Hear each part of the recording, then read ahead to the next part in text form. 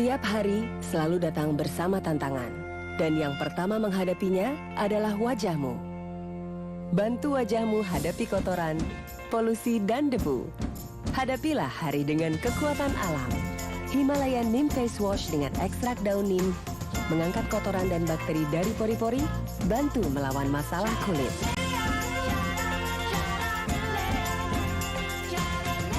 Go with nature. I am a certified internal auditor. It is the only globally recognized certification for internal auditors. My CIA proves I'm knowledgeable. It proves I am credible. I am competent. I'm confident. I am committed to providing value to my organization. And can perform a quality internal audit anywhere in the world. In accordance with the standards.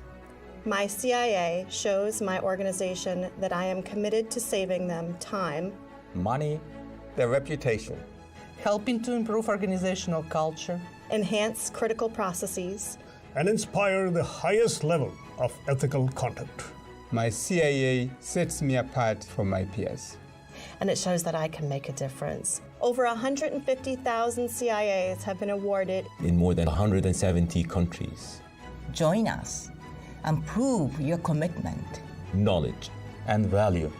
We are an esteemed group. We are globally strong. We are CIA certified.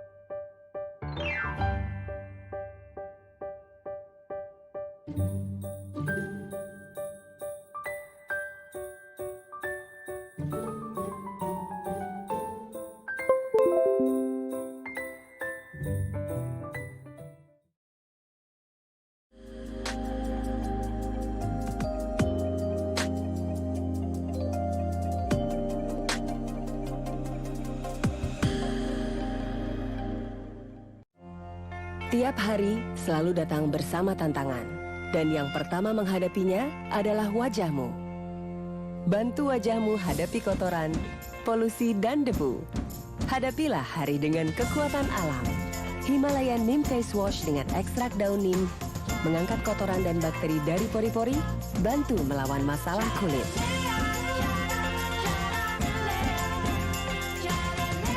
Go with nature. I am a certified. Certified internal auditor. It is the only globally recognized certification for internal auditors. My CIA proves I'm knowledgeable, It proves I am credible.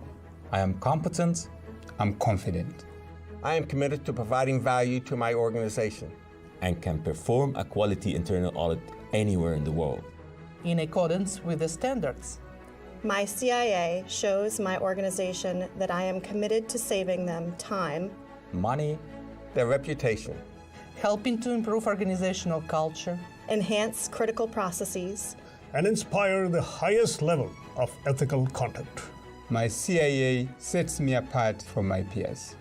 and it shows that I can make a difference. Over 150,000 CIAs have been awarded In more than 170 countries, Join us and prove your commitment. knowledge, and value. We are an esteemed group. We are globally strong. We are CIA certified.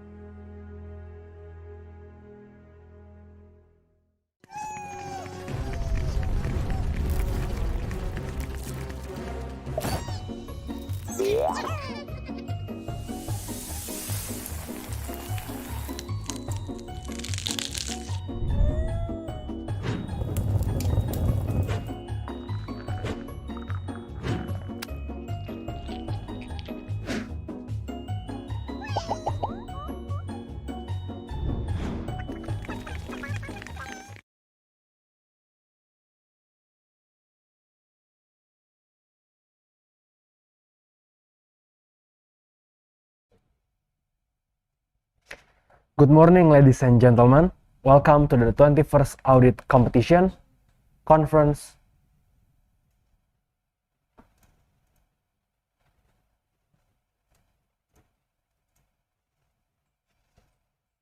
Good morning, ladies and gentlemen. Welcome to the 21st Audit Competition Conference, Training, Seminar, and Company Visit ATV, the biggest and the oldest international scale audit fair held by students in Indonesia.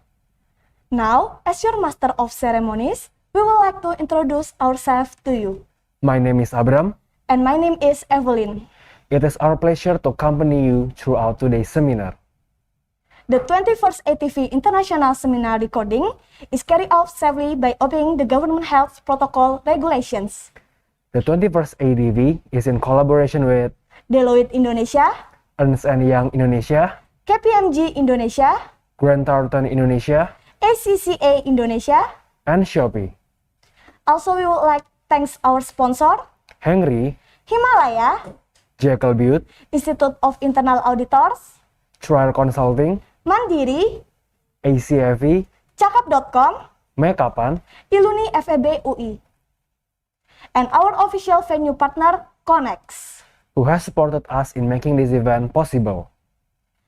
Before we proceed, we would like to invite everyone to stand up and sing our national anthem, Indonesia Raya.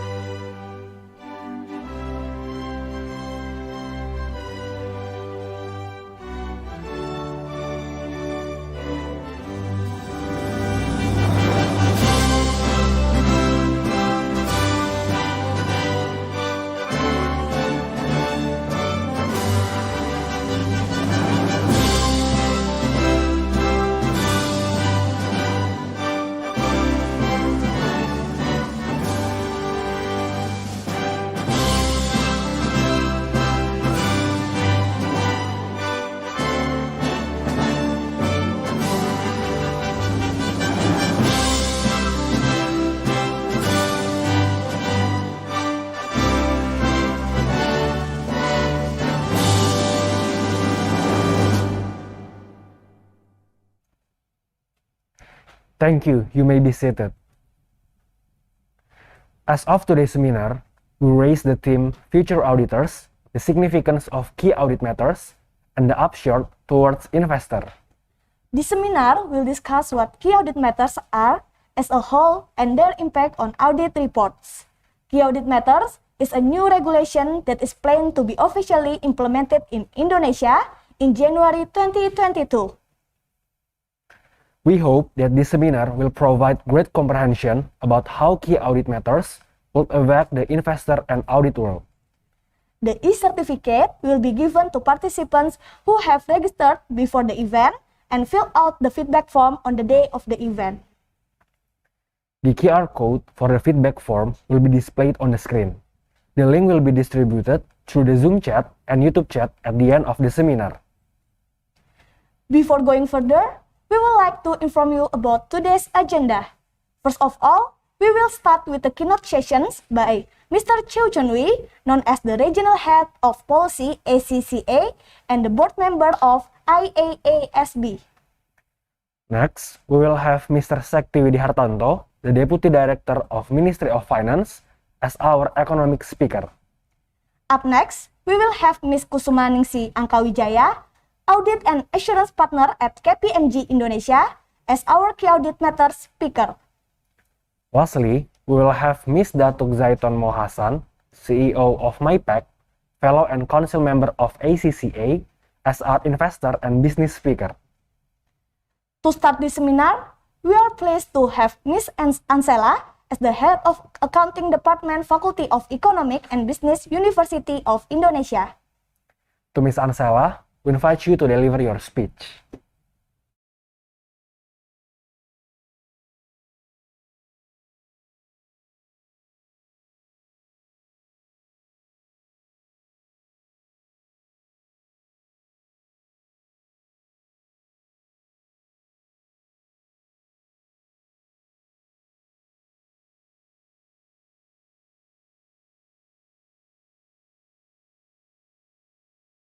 So from Department of Accounting, University Indonesia, I would like to thank you very much for supporting this event because as the committee mentioned that ATV is, I think, the oldest event that is conducted by SPA, that is the Students Organization under Department of Accounting, FEBUI, and despite the pandemic, all the event has been conducted very well since last year, and this year I think the topic is very relevant because we know that starting next year the key audit matters, actually the regulation will be implemented. So for accounting students especially, this changes for the audit process, especially for the regulation regarding for the auditors. This is very important to know that they can actually adapt to all the new regulation in the future and know what actually to be done in the future. So I think the participant in this event, not only students, but also all maybe the professionals, the auditors that is relevant for this topic. So I wish you all to enjoy the event, and hopefully you can have a valuable insight from this event with all the prominent speakers, and I hope that you can have a very good understanding about the key audit matters after attending this event. Thank you very much and hope you enjoy the seminar, and again, very good morning.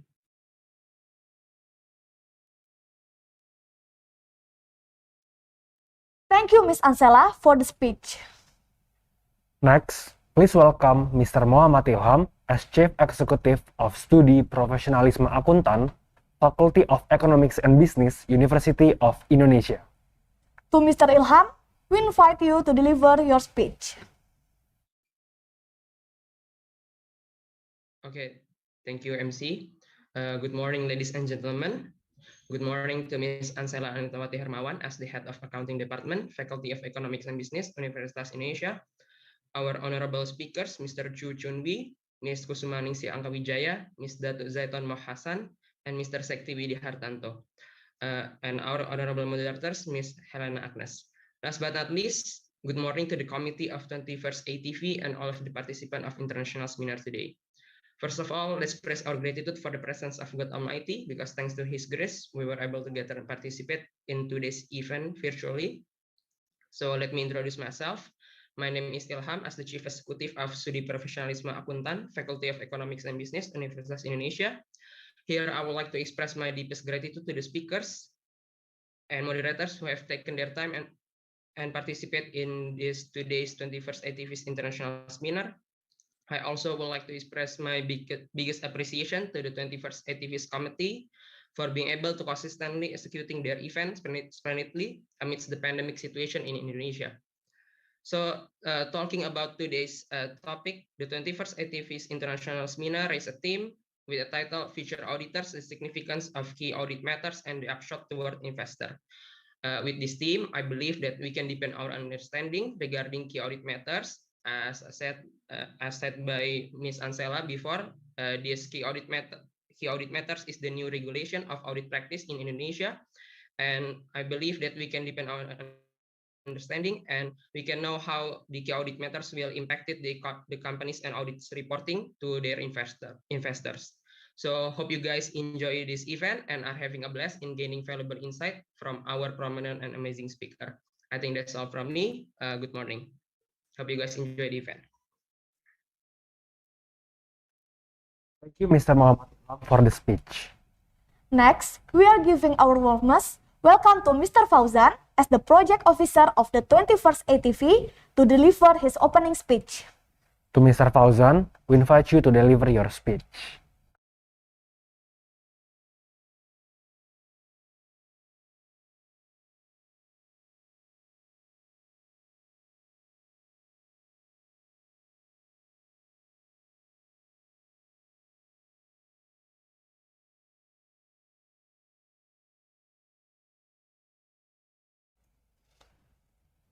Good morning, ladies and gentlemen.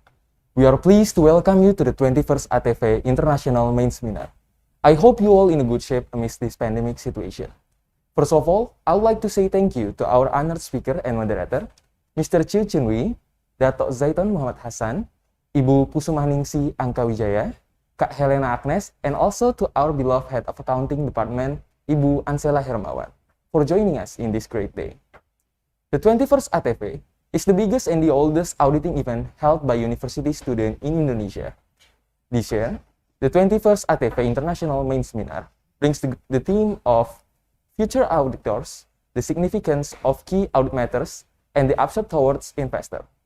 In response to a new standard on auditing that will be implemented in Indonesia at January 2022. Our main seminar tend to give all of you a broadening insights about the impact of the implementation of SA 701 in relation to the stakeholders from the auditor's perspective itself to the investor perspective. As the representative of ATV Committee, I hope this event will satisfy your knowledge and thank you as we are pleased to have all of you in this event. That's all from me. Stay safe and stay healthy.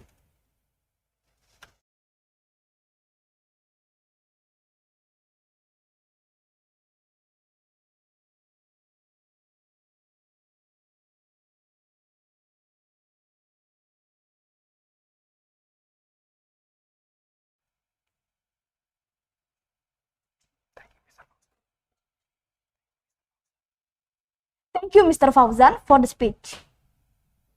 Before going further, we would like to invite MyPAC as our sponsor to present their company presentation. To MyPAC, we invite you to deliver your presentation.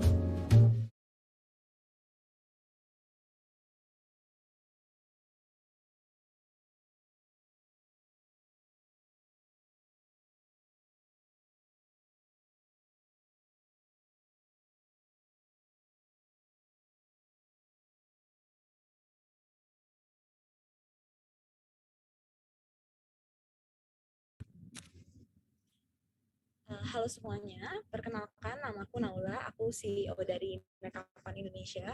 Mungkin di sini terima kasih sebelumnya untuk para panitia ATV yang sudah memberikan kesempatan untuk sharing sedikit nih terkait MyPAC. Sebelumnya MyPAC senang banget ya bisa istilahnya join menjadi salah satu sponsor di ATV karena istilahnya kebetulan semua co-founder dari MyPAC itu juga lulusan dari FEB UI, jadi kita sangat bersyukur untuk bisa partisipasi dalam acara ini kayak gitu. Mungkin sedikit ya, aku pengen sharing tentang MyPAC untuk yang belum tahu. Jadi MyPAC itu kita merupakan perusahaan yang dimana kita tuh mulai itu di tahun 2018 sebagai perusahaan yang bergerak di bidang kecantikan dan teknologi, dimana kita menghubungkan nih antara customer yang membutuhkan jasa kecantikan dengan penyedia jasa kecantikan yang mereka itu pengen berkembang dengan kita berikan tools juga untuk mereka bisa manage bisnisnya lebih efisien lagi, dan kita juga bikin community yang bisa istilahnya memberikan informasi ter-up to date, terus kemudian memberikan istilahnya kelas digital ataupun kelas-kelas yang berbau meningkatkan untuk skill-skill kecantikan dari para penyedia jasa kami sehingga mereka bisa berkembang seperti itu. Tapi dari situ kita bergerak untuk menjadi perusahaan dengan banyak lini produk lainnya. Yang pertama dari sisi makeup and beauty sendiri, kita memang di sini fokusnya itu adalah menyediakan untuk customer, kita nyediain jasa yang high quality, tapi harganya itu lebih affordable dengan harga fixed price untuk semua penyedia jasa kayak gitu. Dan di mana harga yang kita tawarkan itu biasanya harga yang lebih rendah dibandingkan harga asli dari setiap penyedia jasa yang ada di komunitas makeup. Dan di sini semua customer punya flexibility ketika mereka pengen milih siapa penyedia jasanya, dan di sini kita juga kasih mereka kemudahan dan security nih ketika mereka bikin booking. Sedangkan kalau misalnya untuk para penyedia jasa, kita kasih mereka tools, kita kasih mereka opportunity untuk mereka dapat consistent booking, mereka bisa bikin banyak portfolio, mereka bisa punya community yang up to date, dan juga mereka bisa ikut berbagai macam kelas. Dan juga kalau misalnya dari sisi produknya sendiri, dari selain dari MyPAC app, jadi kita punya aplikasi yang hubungkan antara consumer dengan bisnis. Ini yang bisnisnya, jadi kita punya semacam web page juga ya untuk para bisnis ketika mereka pengen punya website sendiri. Nah, dan selain itu kita juga punya produk seperti massage by MyPAC, jadi ini massage in-house kami. Terus kemudian kita punya produk untuk jasa terkait dengan pernikahan, segala macam produk terkait pernikahan kami punya. Dan juga untuk yang MyPAC sendiri yang lainnya, kita punya jasa corporate service, di mana kita ngebantu nih company-company ketika mereka pengen bikin kelas, mereka pengen bikin portfolio, ataupun mereka pengen bikin social media production lainnya, atau mereka butuh influencer, kita pun punya community influencer. Dan terakhir kita punya space namanya MyPAC Space, jadi itu tempat di mana bisa digunakan untuk event, untuk photoshoot, untuk kelas dan sebagainya. Di sini menjadi beauty hub ya untuk para penyedia jasa, ataupun bahkan terkait pernikahan bisa digunakan juga, yang terletak di Tebet ya, di daerah dekat Bidakara, di daerah Tebet ya. Oke. Mungkin itu sekian dari MyPAC. Terima kasih atas waktunya. Semoga sukses acara hari ini. Terima kasih.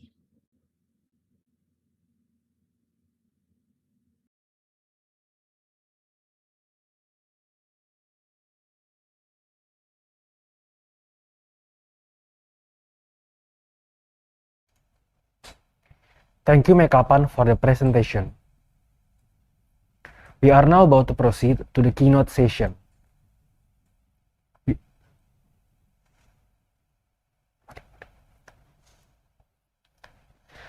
Thank you, Mekapan, for the presentation. We are now about to proceed to the keynote session. We are proud to mention that today we are accompanied by Mr. Chiew Chun. Mr. Chun is the regional of Chartered Certified Accountants or ACCA. Mr. Chun currently serves on the boards of the International Assurance. Mr. Chun is the regional head of policy for the Associations of Chartered Certified Accountants or ACCA. Mr. Chun currently serves on the boards of the International Assurance and Auditing Standard Boards or IAASB.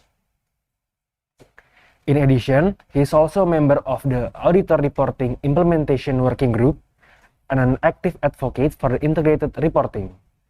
He has more than a decade of experience in the field of public accounting and has worked in auditing and special assignments for multinational companies and local public companies. To Mr. Chun, we invite you to deliver your presentation.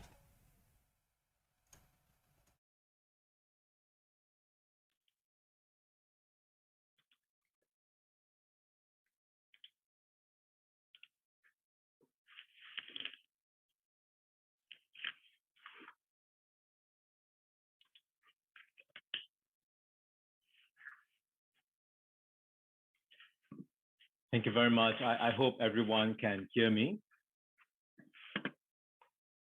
Great. Thank you. Selamat pagi, Ibu Ansela, Head of Accounting Department, Faculty of Economics and Business, University of Indonesia, Pak Ilham, Chief Executive SPA, Pak Fauzan, Project Officer of the 21st ATV, my fellow speakers, Pak Sekti, Ibu Ningsih, Datuk Zaiton, distinguished guests, ladies and gentlemen. Absolutely delighted to be on this virtual stage of ATV this morning, having this opportunity to speak with you. Now, I want to start off by sharing a story about a tablet. Now, it's not a tablet that we are all familiar with. It's not a Samsung, Huawei, or indeed an iPad, but a clay tablet that you see on the screen right now. And the tablet is from 3000 BC, which is more than 5,000 years ago. In his captivating book, Sapiens, A Brief History of Humankind, which I believe many of you have heard of, and some of you might have read it, Yuval Noah Harari, the author, explained that this tablet is likely the first in human history where the name of a person was recorded. At which point, many of us will think, wow, this must be an individual of great significance, of great prominence, maybe a king, maybe a prophet. So imagine my surprise when I read on and realized that it was apparently the name of an accountant. The clay tablet serves as a record, specifying apparently that 29,000 measures of dailies were received over a period of 37 months, and then sign off like any good accountant will do. And the accountant who signed his or indeed her name into history was Kusumaningsih.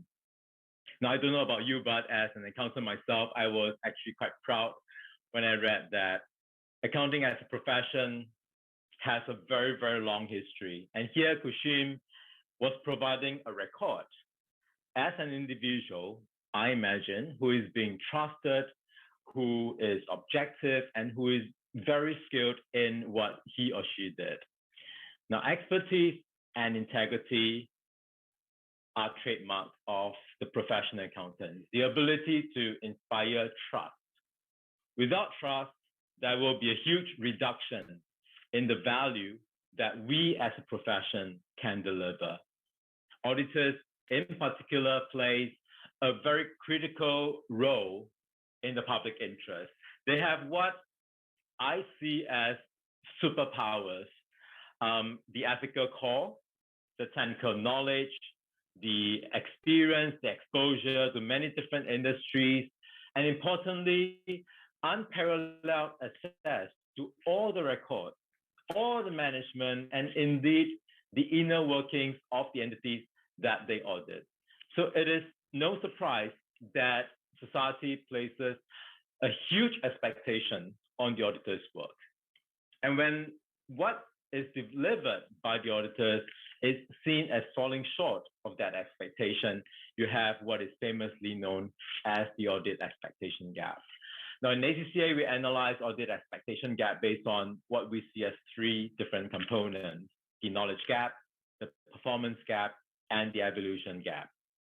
It provides, in my mind, a very clear model for us to understand the audit expectation gap, and also allow us to have a good debate about how you can breach or close that gap. And indeed, IAASB borrowed this model in the board's own consultation on fraud and going concern just last year.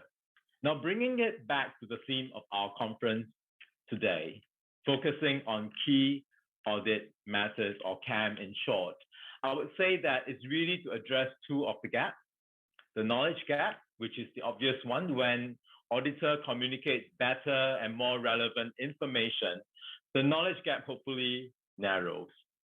And the other less obvious one is performance gap, which hopefully, as I share some of the implementation experience from other jurisdictions later on, you will hopefully be able to see what I mean by the performance gap being narrowed. So what exactly is KAM? Now, I know that Ibu Ningsih will be delivering a technical explanation later on, where she will help us understand what is KAM and the other changes to the auditor's report. And I've attended a few of her sessions before. I know that she can explain KAM in the clearest, most practical way. For now, just to explain it very simply, KAM is really the auditor's description in the audit report what they saw to be matters of the greatest significance in the audit, and how those matters are addressed in the audit. Now, let me be very clear here. It is the auditor's story about the audit. It's not the auditor's story about the entity. At the early stage of the consultation of the development, IAASB listened very carefully to feedback from stakeholders to be very careful to respect the division of responsibilities between the management and the auditors, and to make sure that the auditors do not end up providing original information about the entity. So KAM is really about the auditor explaining how they have done their job. Now, it was a very long drawn project for IAASB, arguably started back in 2006 with academic research commissioned by the board to understand what users think of auditors' report. And the final suite of standards, including 701 for KAM, was approved by the board in September 2014 and released to the public in January 2015. So you can say that it was almost 10 years in the making. Now, part of the reasons it took so long was the strong resistance from some part of the profession at the initial stage. I found this photo that I took. It was from October 2012, 9 years ago. And I was attending the roundtable that IAASB organized in Kuala Lumpur in Malaysia for the Asia Pacific region. And it was at that time the biggest roundtable I've ever attended, with close to 50 participants, if I remember correctly, from around the region for a full day conversation. Now, I recall that it was very well organized and the discussion was very robust. A few years after that, I was hearing a discussion by the chair of IAASB at that time, Professor Arnold Schilder. And he was just explaining and describing what happened. Now, this KL roundtable was the third in the series of 3 roundtables. The first 2 happened in the Americas and Europe. And apparently the first 2 roundtables, the participants from those roundtables were a lot more skeptical about the value and the need to change the auditor's report.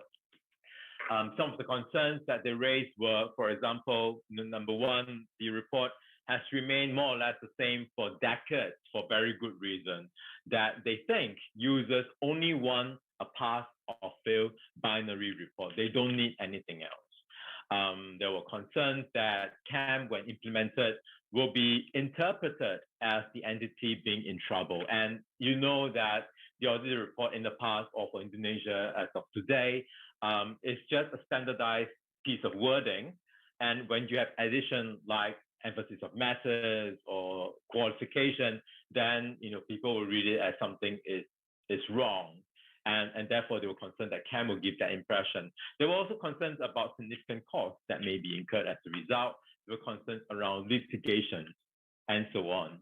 And then, when he came to Kuala Lumpur at the Asian discussion, as Arnold recalled, it was a lot more constructive. It was a lot more positive. And that really changed the tone of the conversation for the board and gave the board a lot more confidence to carry on with this journey. And I think as I share more later on with the experience from the other jurisdiction, you will see that a lot of the concerns that I mentioned earlier did not fully materialize, and there were generally a lot more positives rather than negatives that came out from the early years of change. So for the Indonesian profession, as you embark on your journey next year, I think this is really noteworthy and hopefully encouraging for you as well. Now, I would like to spend some time with you reflecting on the experience from the other jurisdictions, and I'll go through them quite quickly.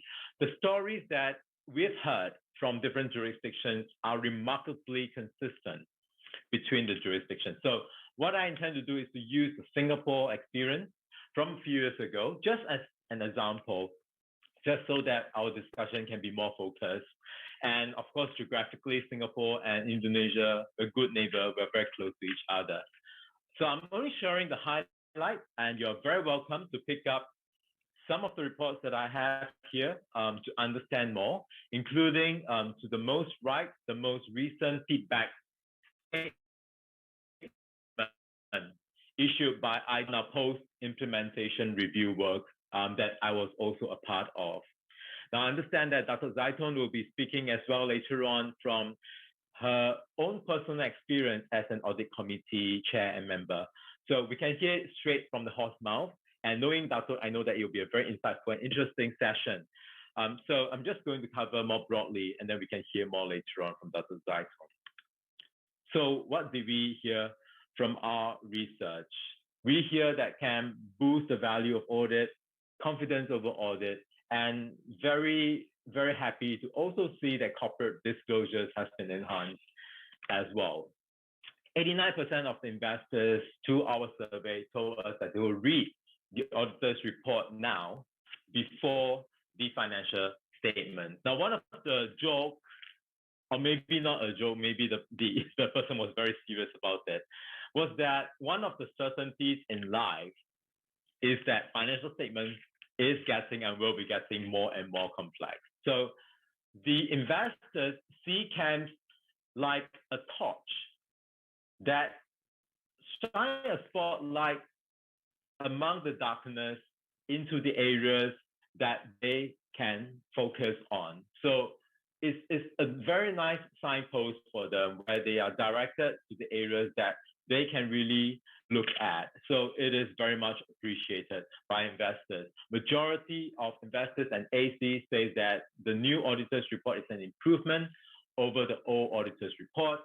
And majority said that KAM resulted in them having deeper insights into financial reporting risk, deeper insights into how auditors conduct audits, and importantly, more confidence in the quality of audit in Singapore. And I think that is very encouraging for the auditors in the core and for those aspiring to be auditors as well.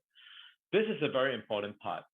ACs were saying that KAMs has led to more robust discussion with management and with auditors.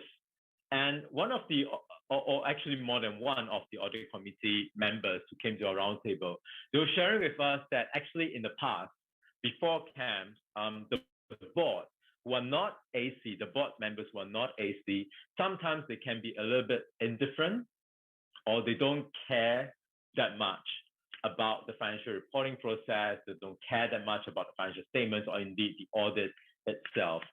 But just like when you know someone is coming into your house and going to be very critical about your house, you will make sure that all the furniture or the tables and chairs are in the right place. You don't see a speck of dust on those furnitures. So it's the same analogy when it comes to KAM. They know that the KAM directs the readers to specific areas within the financial statements, which are the most critical area, and therefore they need to make sure that all those areas are very well tidied up and done up. And as you will know, KAM is related to the most significant part of the financial statements and also in the most part to the business.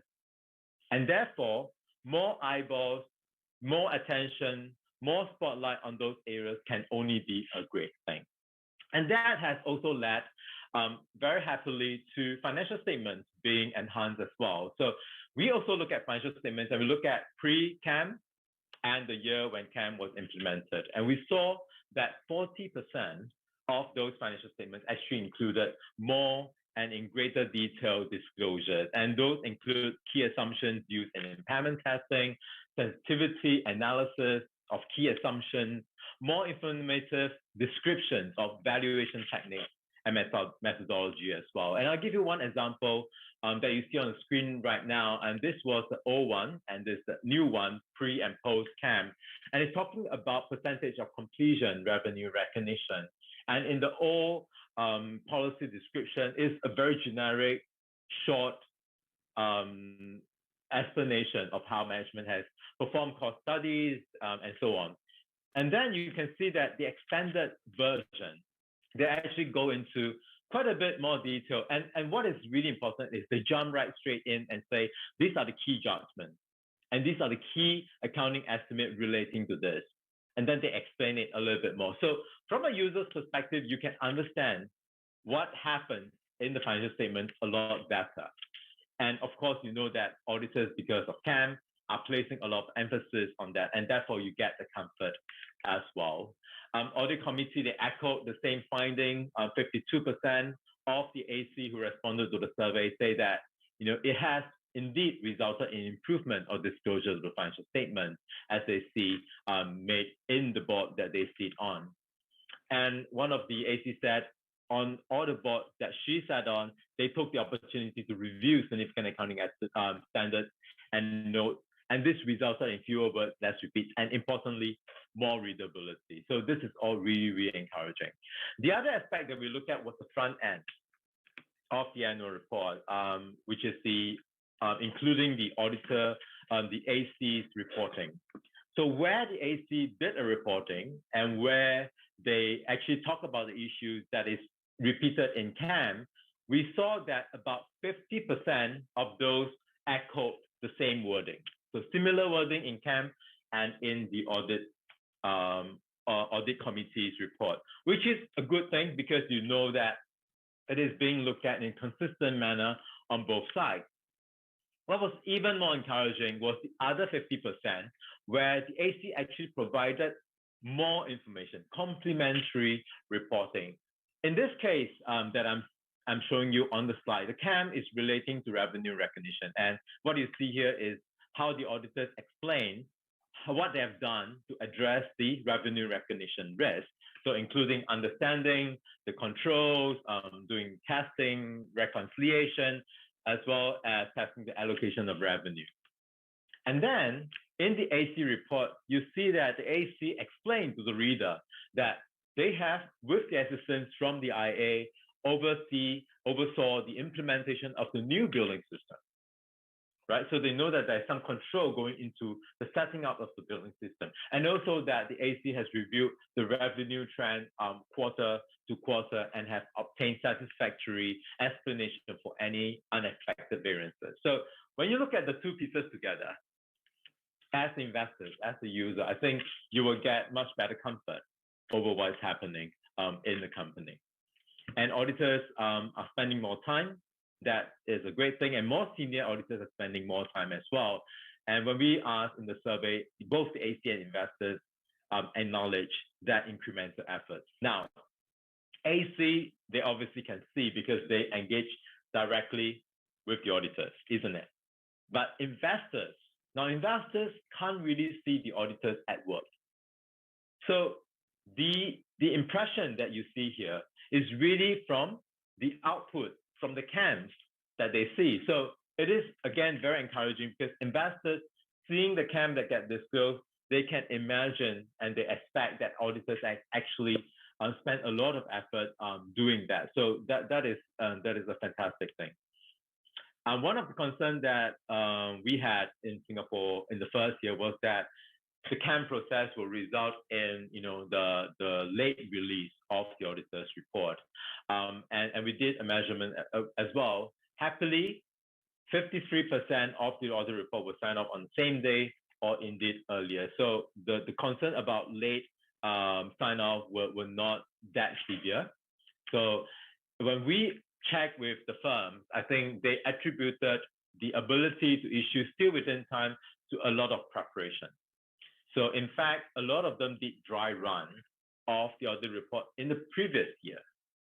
So even though it wasn't required, KAM wasn't required, they did a dry run and then they went through with the board, with the AC, with management. So they were prepared when it comes to the actual KAM in the year of implementation. So something for us to take away and consider as well. Now, is that all hunky-dory? Is everything perfect? Can KAM be further improved? Now, remember that the design and flexibility that KAM standard allows is intended to allow the auditor to be as entity-specific and as audit-specific as possible when they describe the KAM, so that they can be truly relevant and useful to the investors and other users. And it's a transition from the old way. In the past, as we all know, we have standardized language, and therefore the transition needs a little bit of getting used to. And some say that now auditors really need to develop different skill sets to articulate what they want to say in very simple, specific language. So are the KAMs sufficiently tailored to help investors understand the challenges faced by auditors? You can see very positive feedback from the AC. 92% think that it is tailored, but from the investor's perspective, it is still majority, but quite a bit lower. And when the AC reflected on the results, they're saying, while we have been engaged in the conversation, we know the company very well, and therefore, it is very clear to us, but really you need to look at it from the perspective of someone who is not as engaged. Is it clear enough for them? So again, something to really think about. And I have one example of a generic KAM, which you can plug and put into many different companies. So sales cutoff is significant because higher risk of revenue recognition and so on. And then this particular example we think is a good one because it talks about in the group particular scenario, they have various operating markets and they have various shipment terms. And as a result, it is so important to monitor the shipment terms, and any delay in the monitoring will actually result in potential errors in the revenue recognition. So it is really zooming in for this group because it's a specific issue. And the great part is they tie the fraud risk as well. The remuneration of the directors and key management personnel is based on performance-related bonus scheme. And therefore, there is a risk that revenue may be manipulated as a result from pressure to achieve performance targets. So again, it ties everything up together and it really put it in the context of the group for the users to see. And again, because it's a KAM, the users know that the auditors are paying a lot of attention to this, and therefore you feel comforted that it's done properly. And it allows the investors, if they want to really interrogate and ask the auditors and the management questions and tough questions. One of the points that kept being raised quite often is, should there be a conclusion? As you know, or you will know soon, for KAM, it's a description of the significant matters, as well as how the auditors have addressed those significant matters. But there's no conclusion to what they have found. And really, the reason is because if you look at the overall audit opinion, if it's a clean opinion, it means that all the issues have been resolved satisfactorily. But if you look at the views from the AC, a large proportion think that maybe you should have a conclusion, and especially from investors, they really want conclusion because they feel like it's reading a book, but they're skipping the final chapter. And that's fine. I think some auditors are putting it voluntarily. And in the report that we analyzed as part of the research, 50% of those actually provided an outcome from the audit procedures. And out of the 50%, it's interesting to see, majority of them are what we call basic conclusions. For example, we found the estimate to be reasonable, disclosure to be appropriate, and so on. So the basic conclusion. But very, very interestingly, you have 4% that actually gave what we call bolder insights. In this case, I have two examples here. We found discount rate to be at the lower end of the range. And as we all know, when the discount rate is lower, you have a bigger present value. Now, and the other one is the growth rate that is featured in the model has exceeded the historical rate. So they actually predicted a higher growth rate. And in this case, I presume the auditors were not convinced that that is the right rate to use. And you can see that in the end, it's all okay, but it's suggesting to the reader that maybe the management is a little bit aggressive in the way they are approaching financial reporting. And again, this is really, really great insights, which, as you will understand, investors are looking for. One of the other things that I might want to just mention before I round this up is critical judgment and estimate disclosure. As you know, this is required under financial reporting standards. And when we try to compare the numbers, the average number of KAMs that we saw in Singapore in the first year was 2.3. In Malaysia, it was 2.1. But when we look at the critical areas of judgment and estimate, it was average 4.8. Now, we're not suggesting that every single critical judgment and estimate disclosure should be KAM, but I think it is a strong indication that it could be KAM, and therefore any difference from the auditor's perspective should be fully justified and reasonable. So it's just something for us to think about. Now, what lies ahead? At the end of the survey, we asked the question, in 5 years' time, do you think that KAM will become a cookie cutter? So it's a boilerplate. Everyone sees the same thing over and over again, and they get sick of it. They don't even look at it anymore. So it has zero impact. Versus in 5 years' time, the investors, the users get familiar. They know how to use KAM and become a very active tool for engagement. So two scenarios in 5 years' time. And guess what? Majority of the AC and bigger majority of the investors said, yes, we believe that KAM has the potential to be that great tool for engagement. Now, I hope the sharing of experience has been inspiring, or at the very least has helped alleviate some concerns about the rolling out of the new auditors reporting in Indonesia. Audit is connected very much to society. It is only right that we continuously challenge the relevance and value of audit and its societal role. And I hope that you will see the new auditors report, in particular KAM, as being able to demonstrate and enhance the value of audit. Now, will KAM solve all the problems in the world? Clearly not. As this roundtable participant said in Singapore, it is just one of the cogs in the wheel. Good audit is not a substitute for failing boards. Now, we really do need everyone within the financial reporting supply chain to play their part for KAM implementation to be successful, for the benefits to be maximized.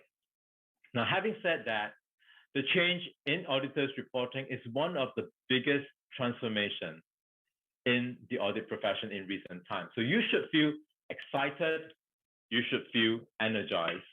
And in the end, this should result in the auditors being a very critical challenger of what's presented in front of them. And that is the profile, we believe, of tomorrow's auditor, indeed today's auditor, to be a critical challenger, supported by an environment that focuses on public interest and respect and pay for quality audits. Now, I wish you all the best in the implementation of KAM in the journey that is starting next year for Indonesia. And for today, I wish you a very fruitful and invigorating discussion. Thank you very much for listening.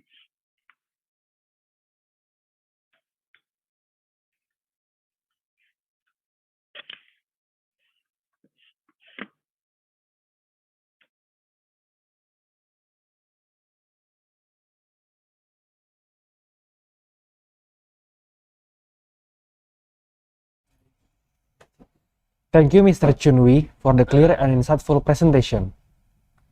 It is now time for the main sessions of our seminar. These sessions will be hosted by Ms. Helena Agnes as the moderator and accompanied by our speaker, Mr. Sekti Widihartanto, Ms. Kusumaningsih Angkawidjaja, and Ms. Datuk Zaiton. We will now introduce you to the moderator of our seminar. Helena Agnes is an associate of Financial Accounting Advisory Services at Ernst & Young. She got her Bachelor of Economics majoring in Accounting at the University of Indonesia and Bachelor of Commerce in Accounting and Finance major at University of Melbourne. She has also achieved a brevet A and B certification in tax. She was the first runner-up of the Indonesia Investment Banking Competition in 2008. Now, we would also like to mention that every question for the speakers can be asked through the Q&A button in the Zoom meeting, accompanied by the name, origin of the institution, and the name of the intended speaker. As for our participants watching in YouTube, you can post the question on the comment section. Without further ado, we are pleased to invite Ms. Helena Agnes as our moderator to start the seminar. Yeah. So thank you, MC, for the introduction. Hello, good afternoon, everyone, and every participants, and also all of the previous speakers, Ibu Ansela, Ilham, Fauzan, and Mr. Chiew, and also our next speakers, Mr. Sekti Widihartanto, Ms. Kusumaningsih Angkawidjaja, and Datuk Zaiton Mohd Hassan. This is actually very nostalgic, as I used to be handling this kind of seminar as well back then when I was a student here in Universitas Indonesia. So I would like to thank the 21st ATV committee for inviting me today.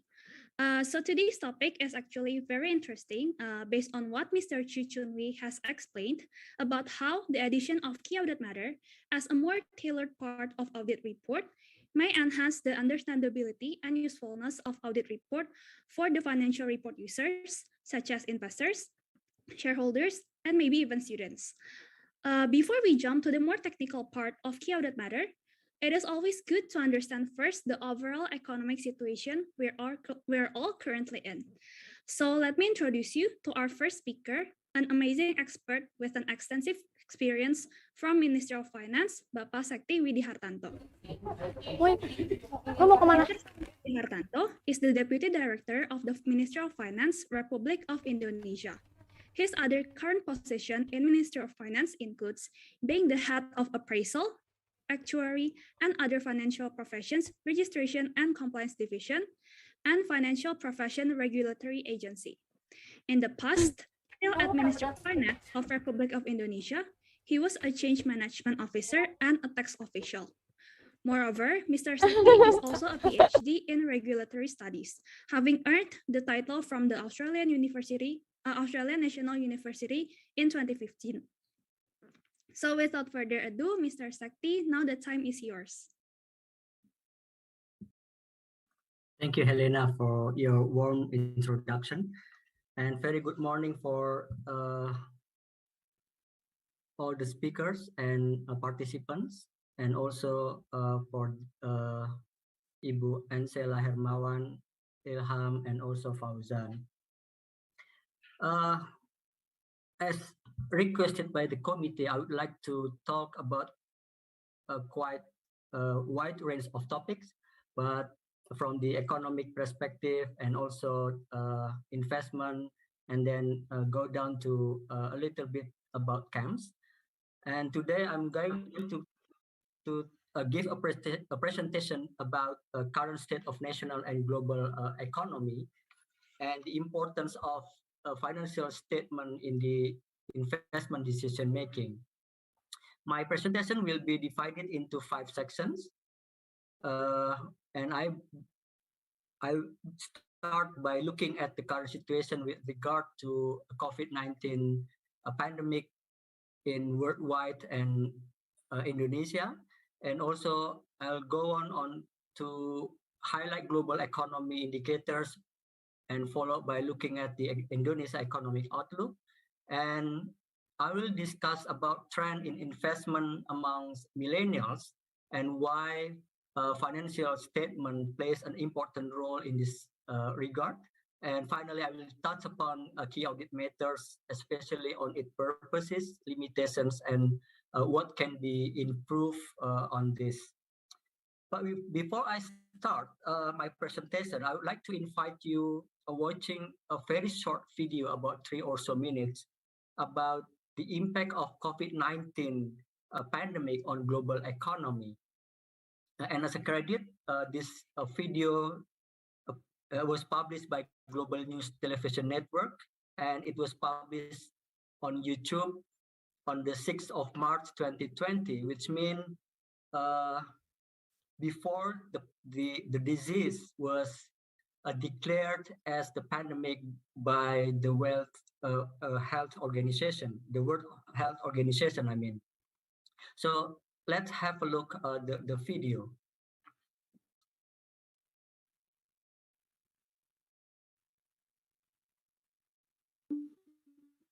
The spread of the coronavirus has pushed the pause button on one of the world's biggest economic powerhouses. We're coming on the air at this hour with breaking news there. Wall Street ending one of the worst weeks of trading since the financial crisis in 2008. We're starting to get to that point where those supply chains are going to have massive disruptions. When the world was first hit with SARS almost 20 years ago, it caused an economic blip, mostly for China and its neighboring countries. But at the time, China's gross domestic product was only 4% of the global total.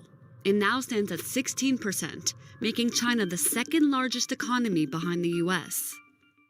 One major driver behind China's economic rise was its massive network of factories, which churn out everything from t-shirts to mobile phones for consumers all over the world.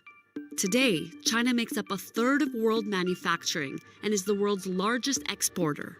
Decades of globalization have created supply chains so deeply interconnected that when there are issues in China's economy, it's felt across the globe. We're in a situation where China, the shutdown in various factories and other places of work has meant that China isn't producing various bits that may well be vital inputs into production in other economies.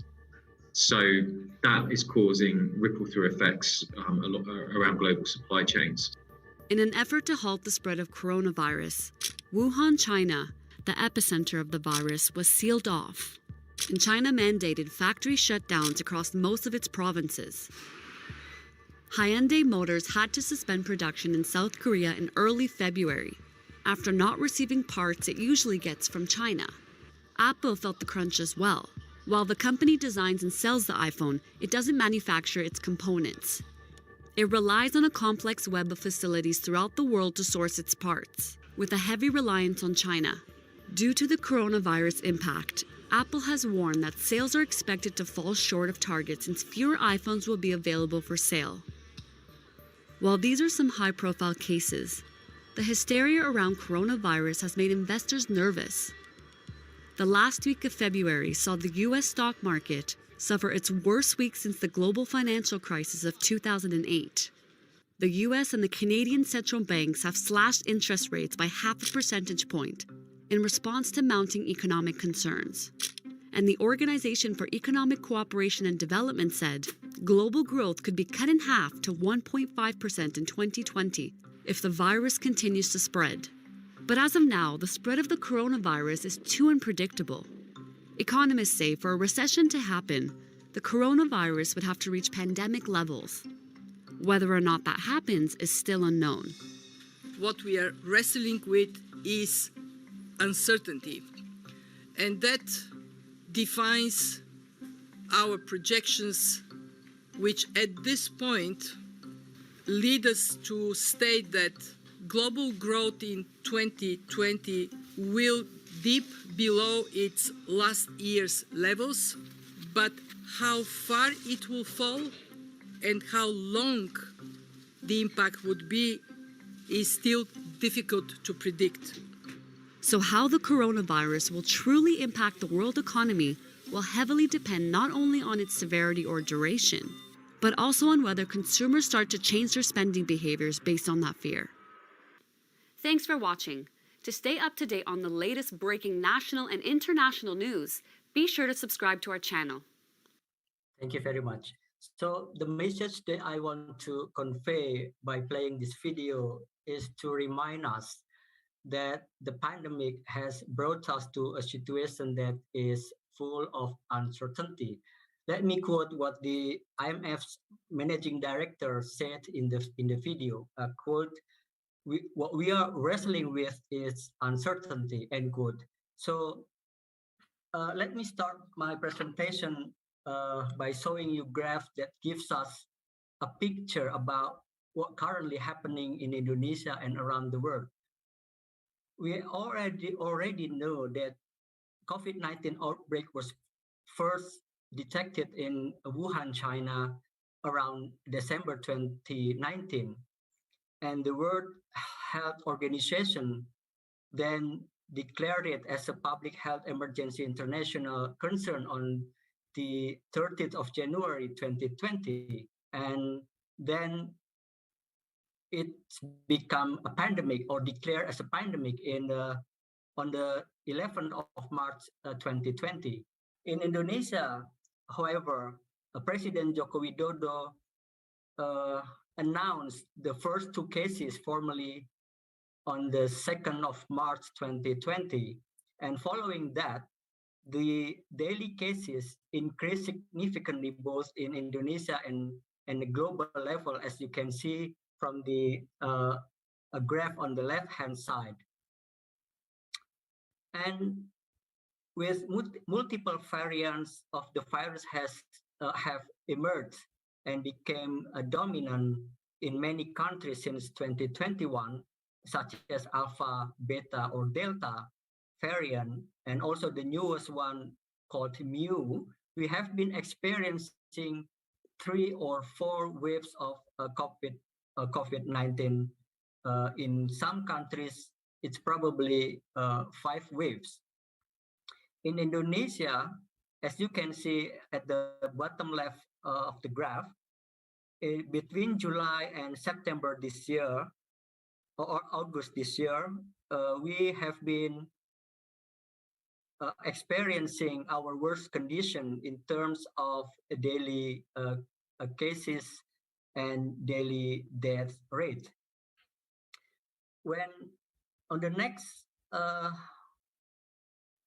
slide, we can see that with COVID vaccine has developed and started to administer by end of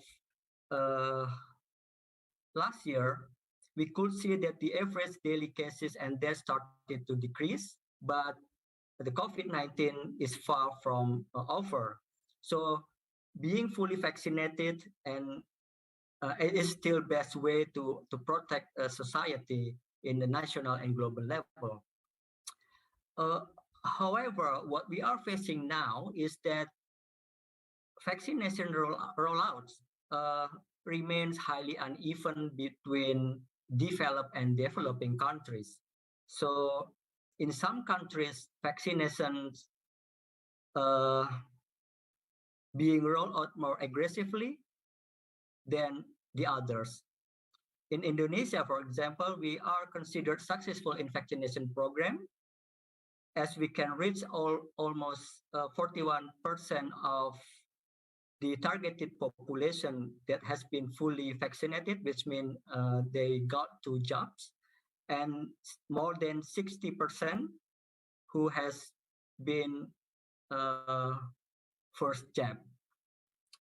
So in stronger international effort to provide low-income countries with resource needed to vaccinate their population for their own and global benefits are necessary, and these include a vaccine supply and also assistance to help them to overcome their domestic and logistic hurdles to vaccine deployment.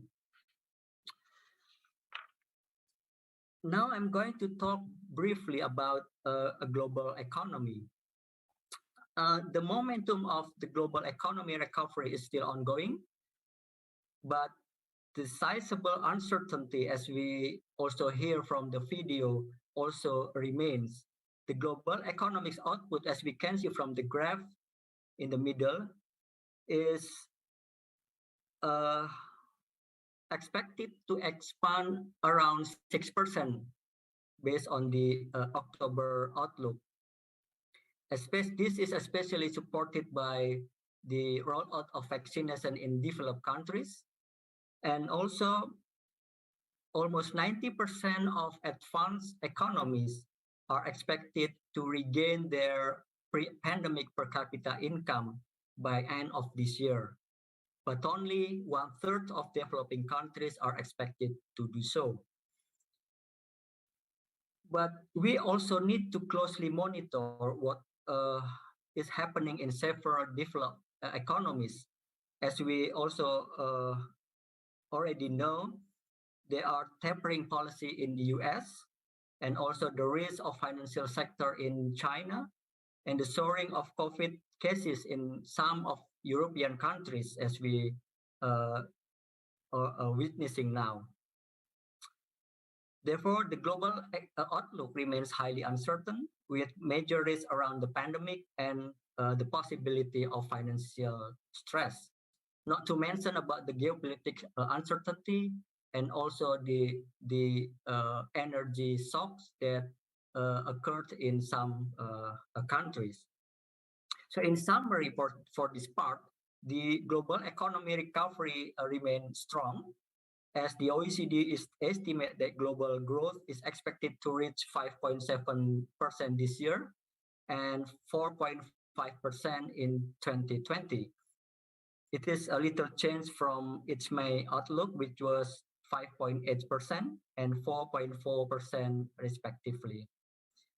So vaccination and preparation for living with COVID, quote unquote, are the key element to recover from this crisis in the next coming years.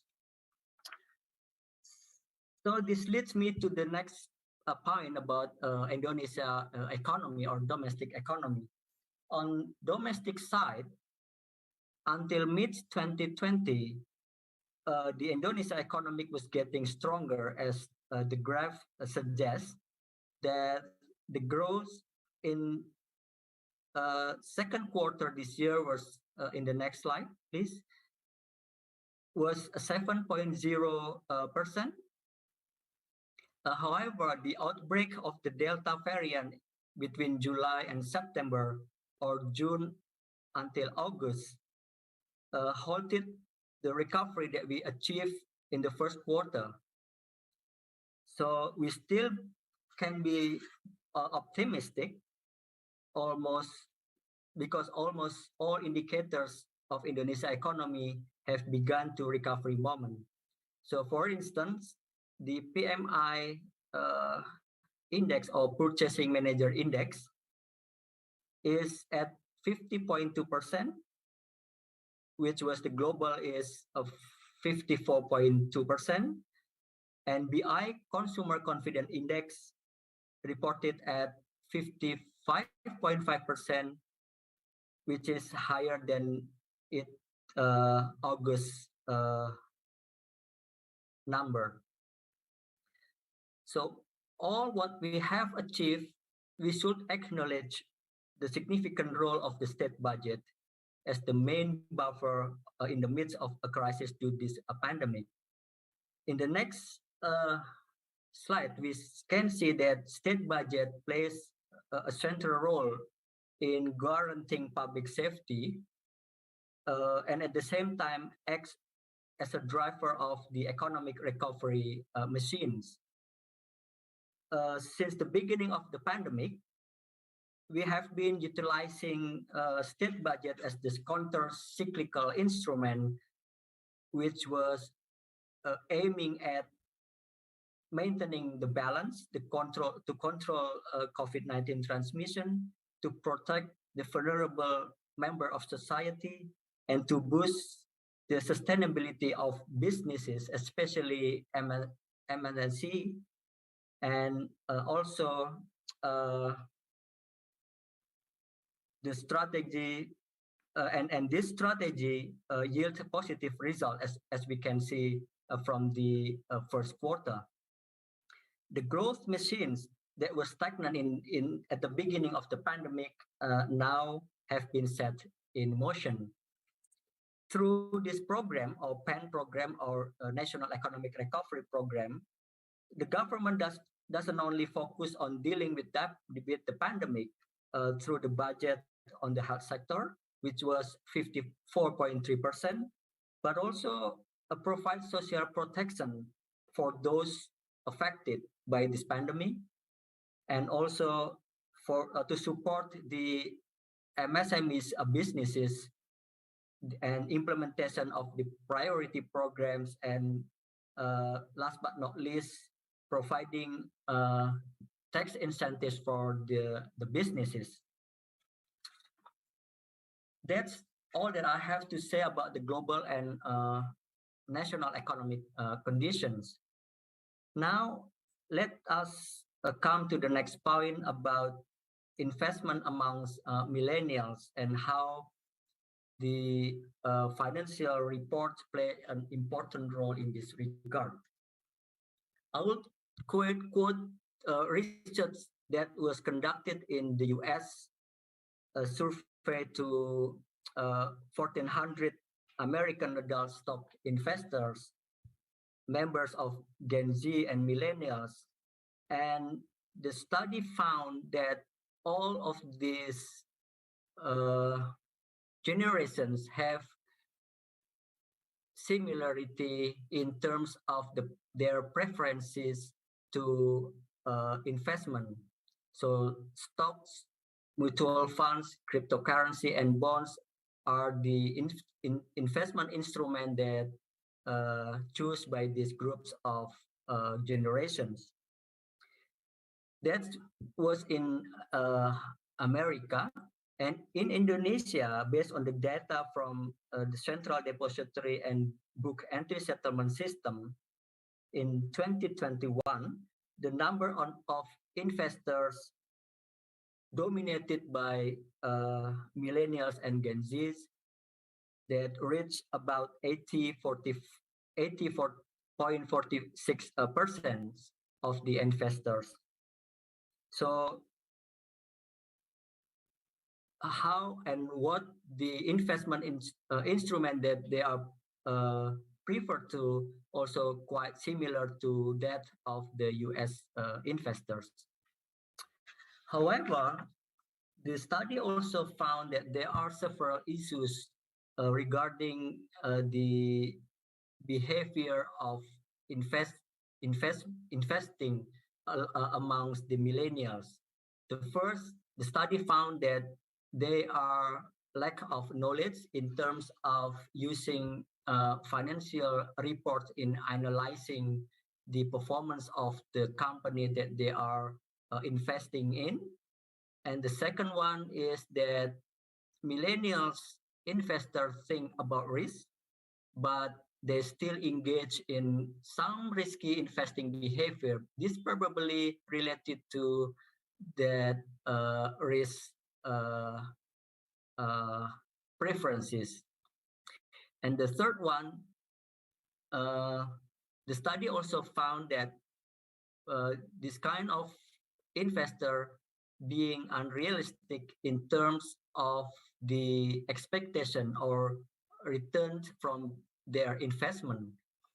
And the fourth one, they tend not to diversifying of their investment. So as we know, diversification is a strategy that will reduce our risk when we are doing investment. So, but they tend not to diversifying. And the last one, this generation let emotion drive their investment decision making. So they involve more emotion than logical. And now I'm going to talk about the role of financial statement as the important instrument for decision making.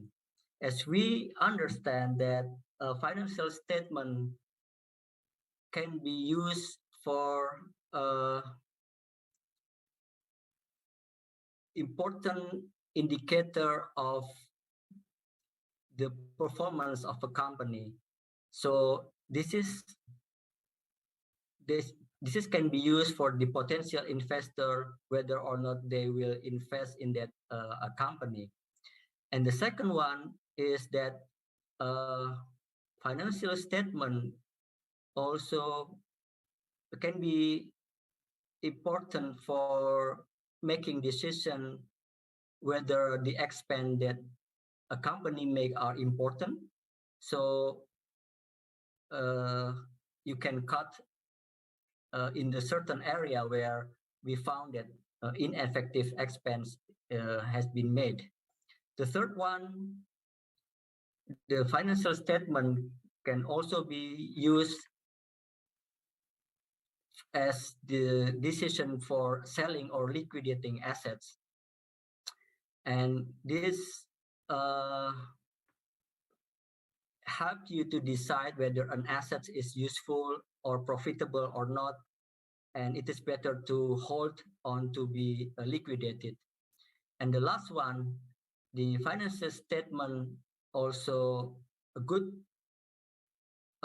source for seeking outside funding, as the organization can present their performance through the financial statement to their potential investor.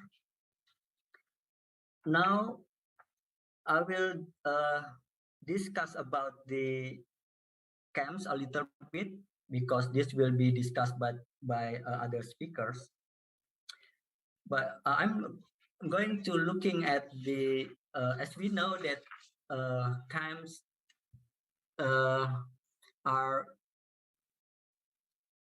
critical or important in the audit report, because this will address some issues that involve the most difficult or subjective or complex auditor judgment, and also pose the most difficulty to the auditor in obtaining insufficient audit evidence, and also if it is posed the most difficulty to the auditor in performing an opinion on the financial statement. Based on the research conducted by several academic, a KAM disclosure will provide relevant and useful information for decision making, and also KAM is useful for investor to analyze and making decision in investment. And lastly, KAM disclose made audit report more informative. And I would like to look at the purpose and the limitation of the KAMs and how it can be improved later on. And the purpose of the KAM is to increase the communicative value of the auditors report regarding the investment decision. However, it will less informative if it is too general or using boilerplate statement. So there should be adjusted to the specific conditions of the entity that being audited, even within the same industry. So the KAM should be very, very specific. And the second one is the purpose of KAM is to respond the investor request for more relevant information for their decision that they are going to make.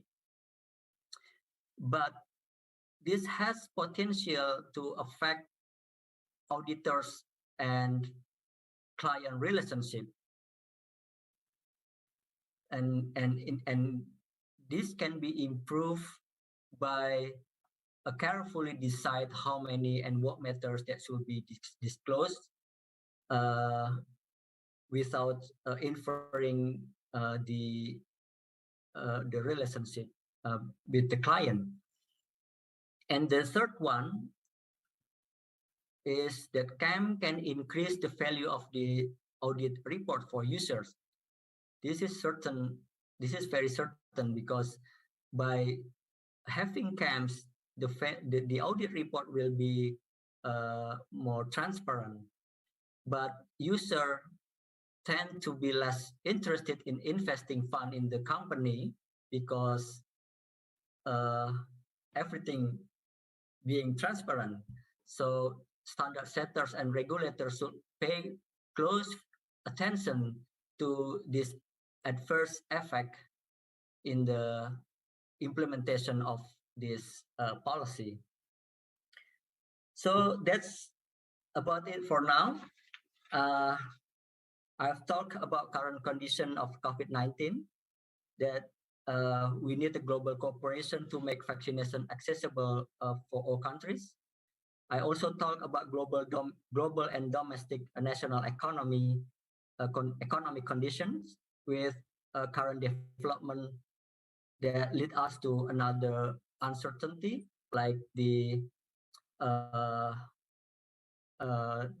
third or the fourth waves in some countries. And I also discuss about investment preferences amongst millennials and Gen Zs, and the importance of the understanding of financial statement. And finally, I also touch upon KAMs through its purposes, limitations, and what can be improved to make it more effective when it is implemented. This brings me to the end of my presentation, Helena, and thank you very much. Back to you. Thank you, Mr. Sekti, for the insightful explanation. So it's very amazing how COVID-19 has affected the global economy in the global supply chain, and therefore stock markets as well. But thankfully, looks like we have been able to achieve positive results these past few months. And also the interest of younger generation and stock markets, which has risen the need for a financial report and audit report to be more user-friendly and also informative. And I think this is where Key Audit Matter plays a very important role. As I remember as well, when I was doing a finance subject when I was still a student, where I need to analyze the financial report of a company, I barely read the audit report because it is very wordy and administrative. And I'm not even sure how it would benefit my analysis. So I usually just jump right to the balance sheet or the income statement. And it is also not really obvious to the investor about what the auditor has done to improve the reliability of the report, which is actually an irony, given the amount of sleepless night auditor has gone through in order to create this report. And therefore, I believe Key Audit Matter is created to tackle those issues. So since we already understand about the economic background, let us move on to the more technical side of Key Audit Matter, explained by a speaker expert in audit and assurance field. So let me introduce you to our second speaker, Ms. Kusumaningsih Angkawidjaja. Ms. Kusumaningsih Angkawidjaja is an audit and assurance partner at KAP Widihartanto and Rekan, a member firm of KPMG International. She is also a board member of KPMG in Indonesia. She has more than 30 years of experience in audit, both in USA and Indonesia, concentrating in financial service sector. She earned her MBA degree from Southern Illinois University at Carbondale. She also has certifications in Indonesian CPA, CA, and ASEAN CPA. So Ms. Kusumaningsih, now the time is yours. Thank you, Helena. Let me start with sharing my screen first. Okay, let's see. Okay, let me check. Can you see my slide? Yes, Miss. Yes, okay, that's good. Thank you. Okay. So first of all, very good morning to Ansela, my good and old friend. Good to see you today, and also to Pak Ilham and Pak Muhammad Fausan and Pak Sekti Widihartanto. Good morning. Thank you for your very insightful presentations and also your first observation about KAM. That's very helpful. And Chun, thank you very much for your encouraging speech. I think that's very important for all of us who is going to implement KAM next year.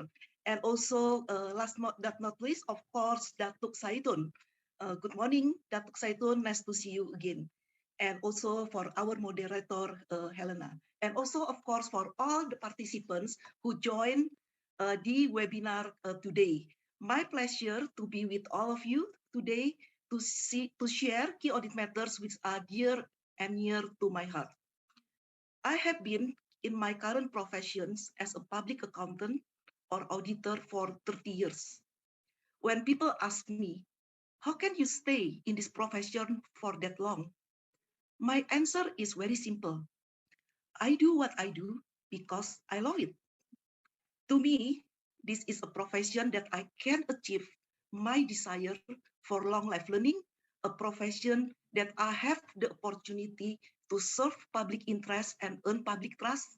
Last but not least, is a profession that gives me a lot of opportunity every day to develop people, particularly the young generation, millennial, Gen Z, the generation that I really love, to succeed, embrace in this profession as they will be the cohort to lead these professions in the future. So being in this profession for 30 years, what I'm about to share with you today, key audit matters, or we usually call it KAM, it's really a game changer in the history of audit report. So before I go to the details about KAM, I would like to start here with a probing questions. Maybe this probing question will be good to some of you who have been in auditing profession for some years. I also sometimes wondering, have we ever been wondering whether auditors are doing themselves a disservice by reporting the results of thousands of hours of work in the old-fashioned binary pass-fail in boilerplate language form audit report? So being the auditors, for 30 years, when I also audited many listed company where we spend all nights, thousands of hours, sometimes I feel when I'm about to sign audit report, is it only 2 pages after we work so hard? So we don't need to answer this question right now.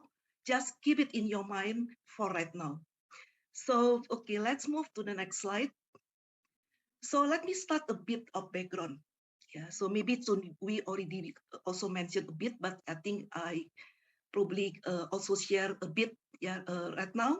So for many years, there was strong calls by investors and other users of financial statement for more relevant and useful information from the audit.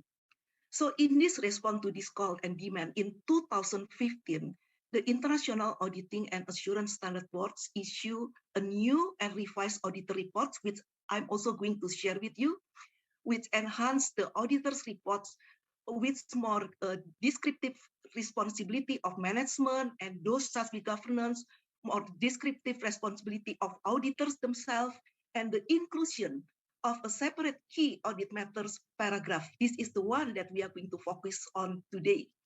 Since then, many countries have adopted this new standard of auditors reporting. I think Indonesia is the last country in the ASPAC region that adopts this new standard. we don't need to be discouraged. It's okay. Sometimes being last also will also gain an advantage because there are already many examples. And look, Chun can share with us the experience, and later on, Datuk Zaiton also also share with us the experience when they implemented KAM. So we have many resources to get started.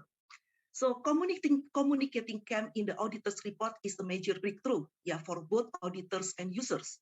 So for many years, the readers of audit report may not pay full attention to the entire content of auditor reports.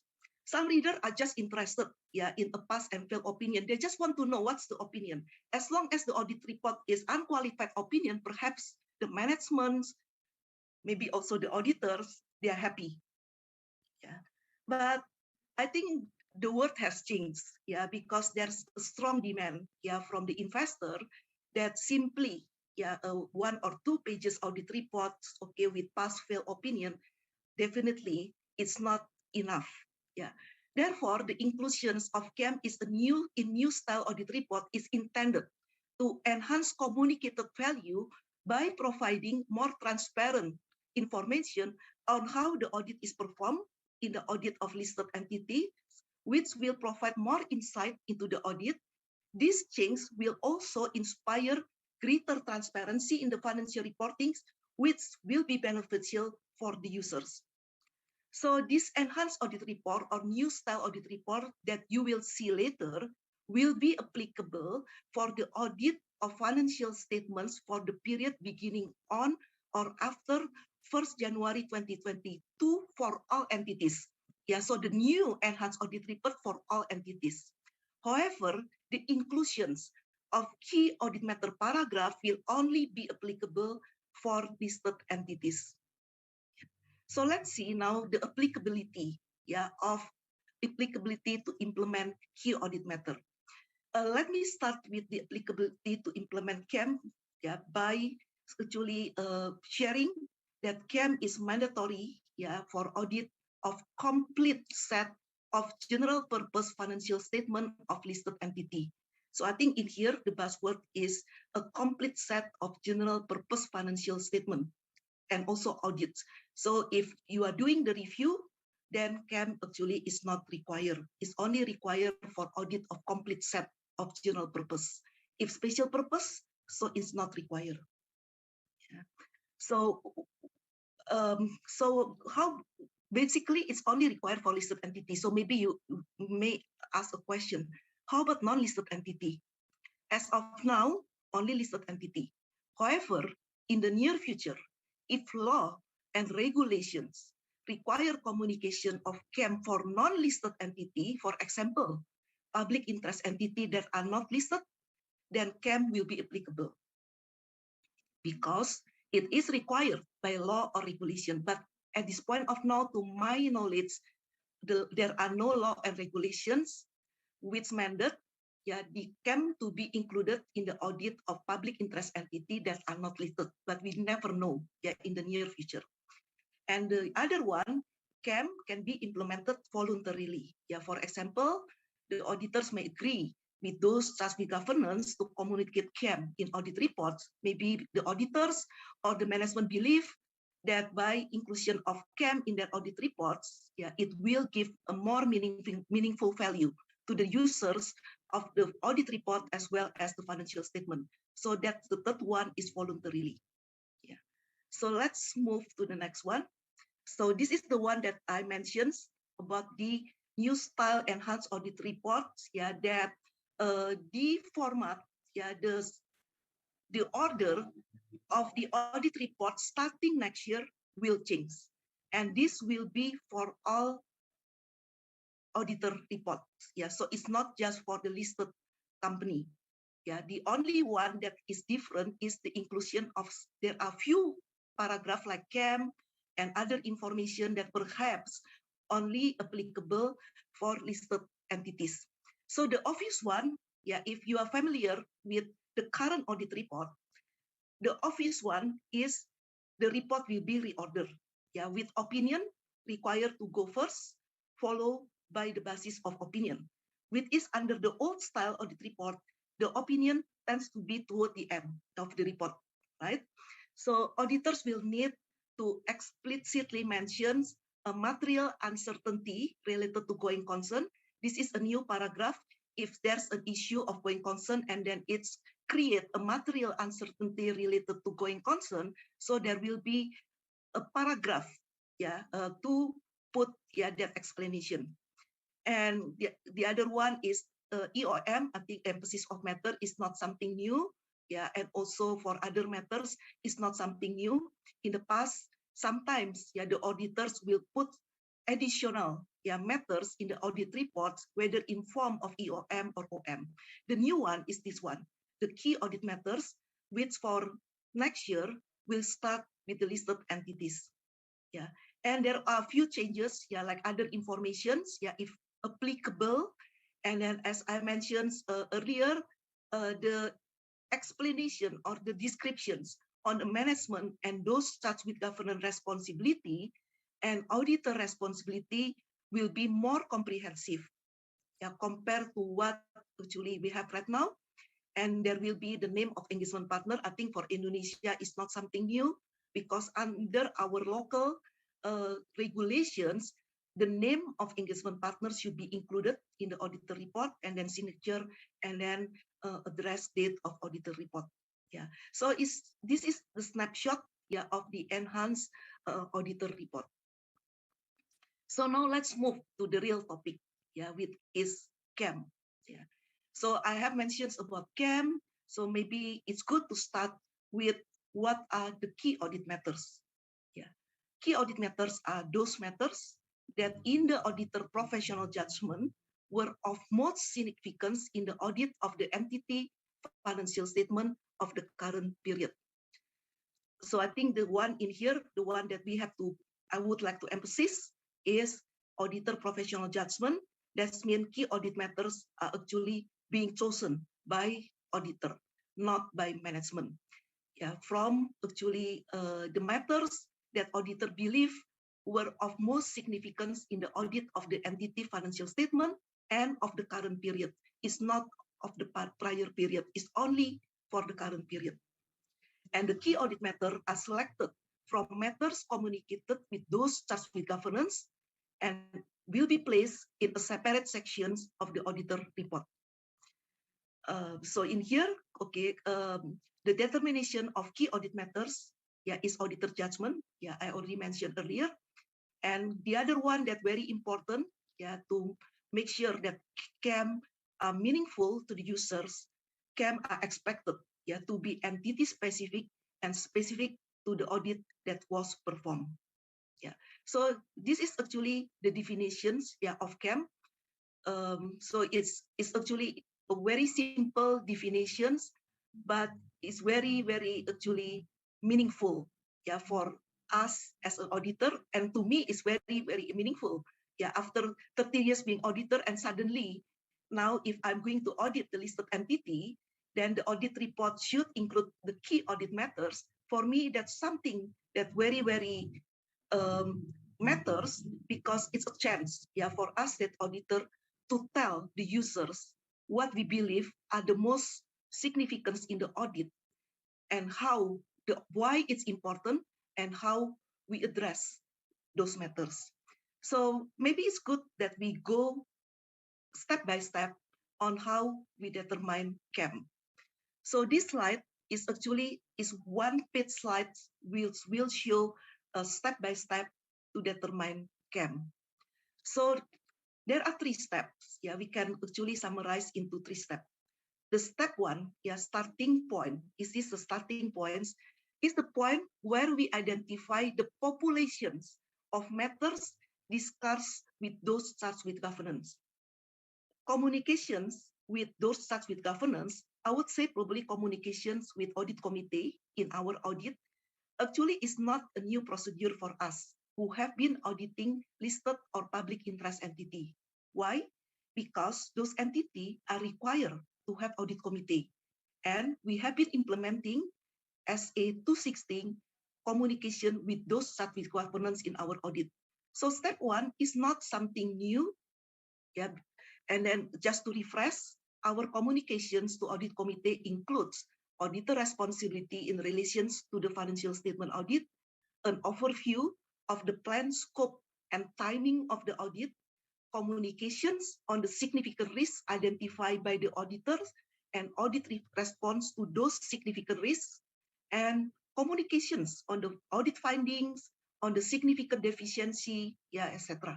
So this is not something new. The new one is actually the next step. So the step 2, is basically, this is the starting point where we filter what we actually communicated with those touched with governance that we believe as the auditor will be the matters that require significant auditor attentions in performing the audit. So this step 1 is not actually, all these matters are not KAM yet. This is a matter that requires significant auditor attentions, but these matters are not all matters of most significance to the audit.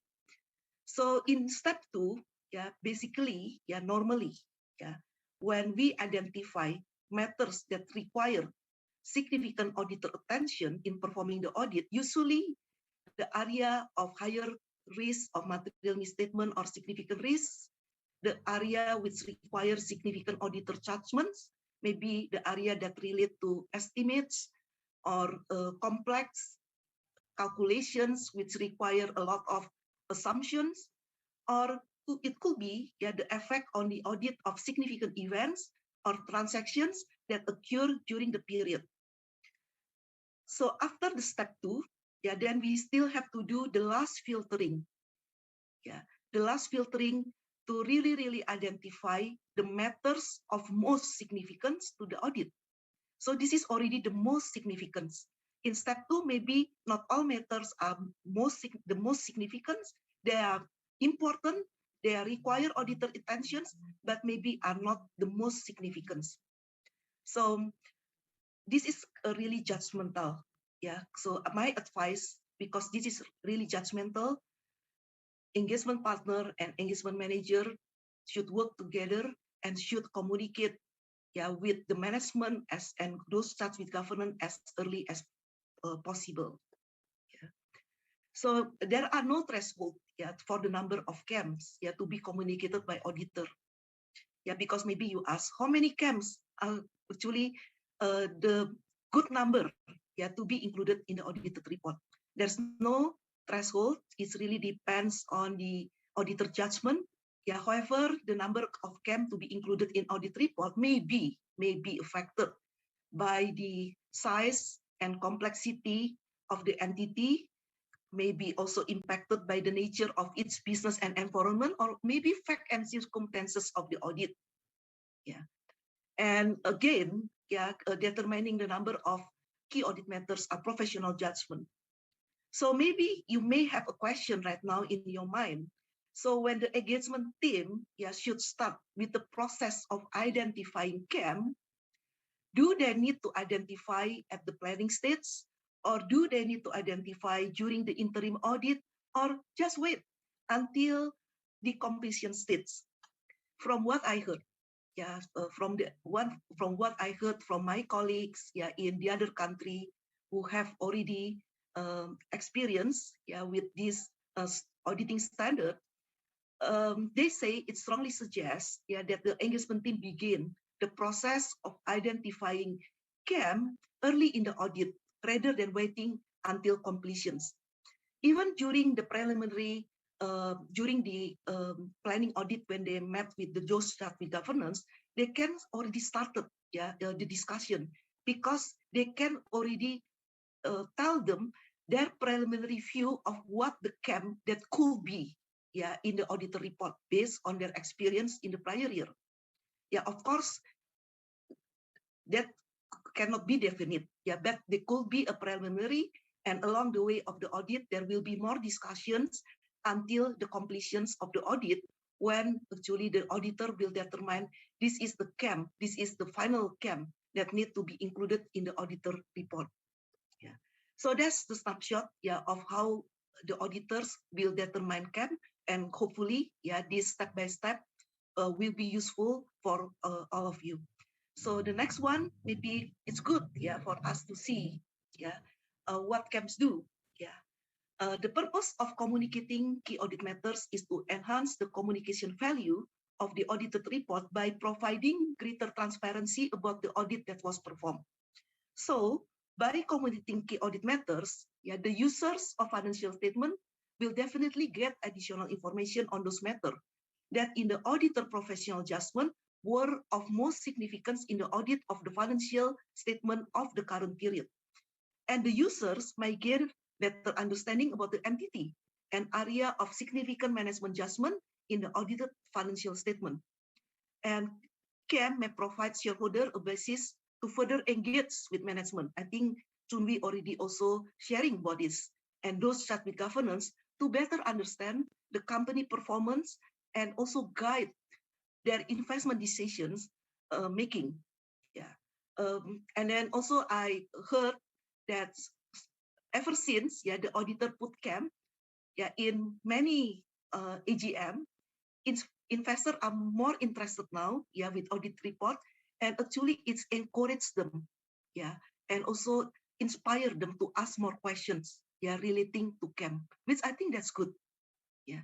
So after we see what KAMs do, let's see what KAMs actually don't do, yeah. So KAM is not substitute of disclosure in the financial statement. So if the management, yeah, ask the auditor, yeah, that they don't want to put something, yeah, to put the disclosure in the financial statement, which are actually required by the financial reporting framework, and they ask, hi auditor, I don't want to disclose this in my financial statement. Can you just actually include it in the KAM?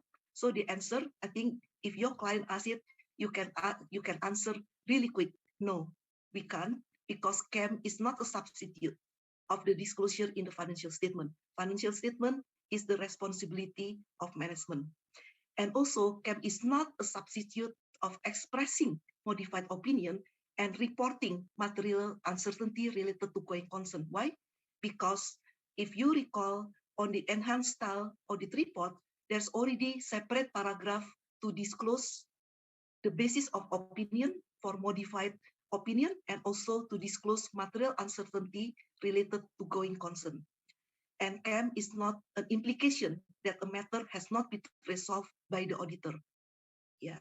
So if the audit has not resolved any pending matter, means the audit has not been completed. So meaning we cannot issue audit report, and KAM, there's no way can be an implication that the matter has not been resolved by the auditor. So communicating KAM in the audit report does not imply that we issue a separate opinion on each KAM, as there's only one audit opinion, which is an opinion on the financial statement as a whole. I think this is very important. Yeah, it is very important, especially if in the KAM sections, then the auditors decide to put the result or the outcome of the procedures performed on the key audit matters. So they have to make sure that it's not being construed, yeah, as the auditor actually providing a piecemeal, yeah, opinion on the specific matter. Yeah, we still actually give an opinion on the financial statements as a whole. And the next one is exception for reporting KAM. Yeah.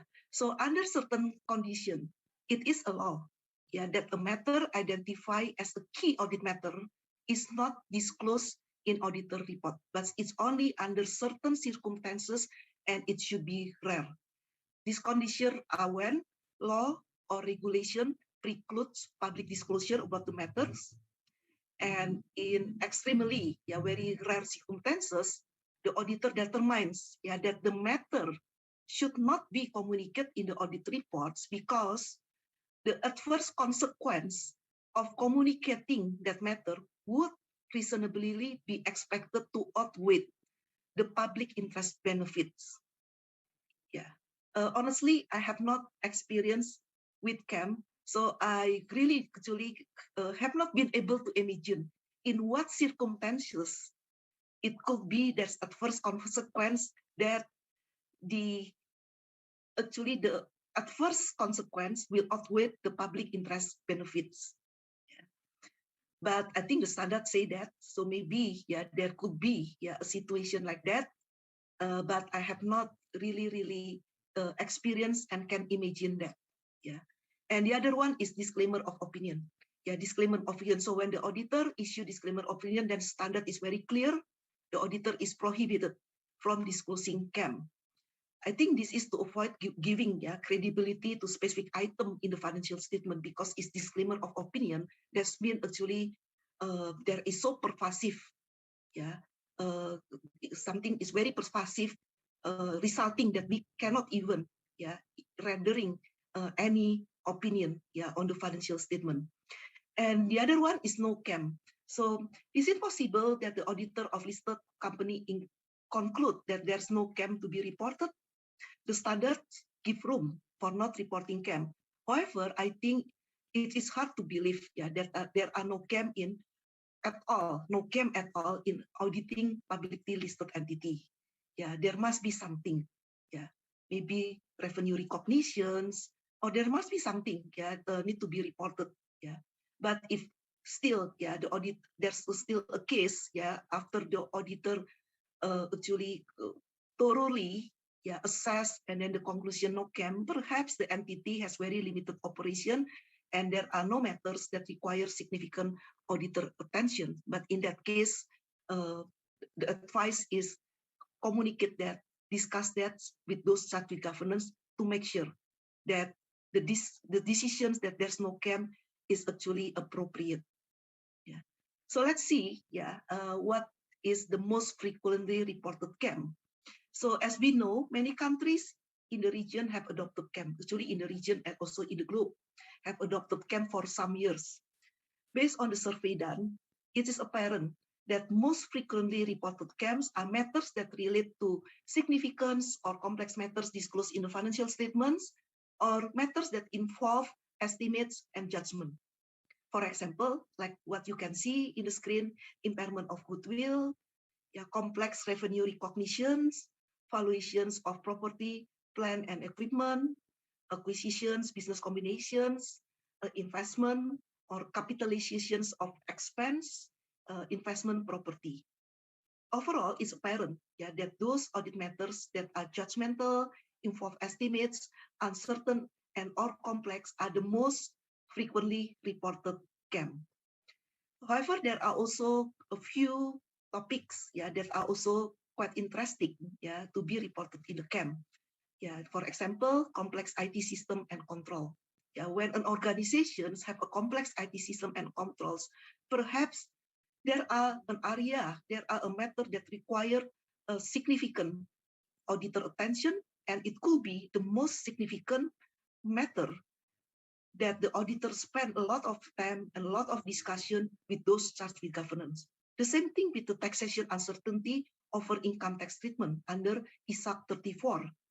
This could be an area that auditor, especially if the impact is material to the financial statement, perhaps this will be an area that the auditor will have a lot of engagement with those charged with governance, with the management, and become the most significant matter in the audit of the financial statement and eventually become KAM. So now, let's see how are KAM being communicated and described. So as there could be more than one, first, I would like to remind it again, there will be separate sections of the audit report under the heading key audit matter.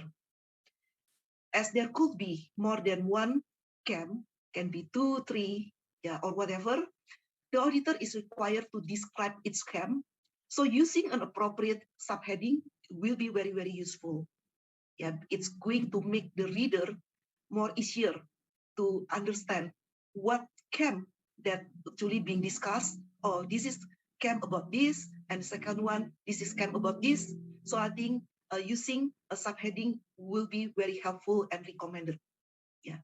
And it'll always start with the introductory language in the KAM section, which basically stated what key audit matters are, so the users understand what the key audit matters are.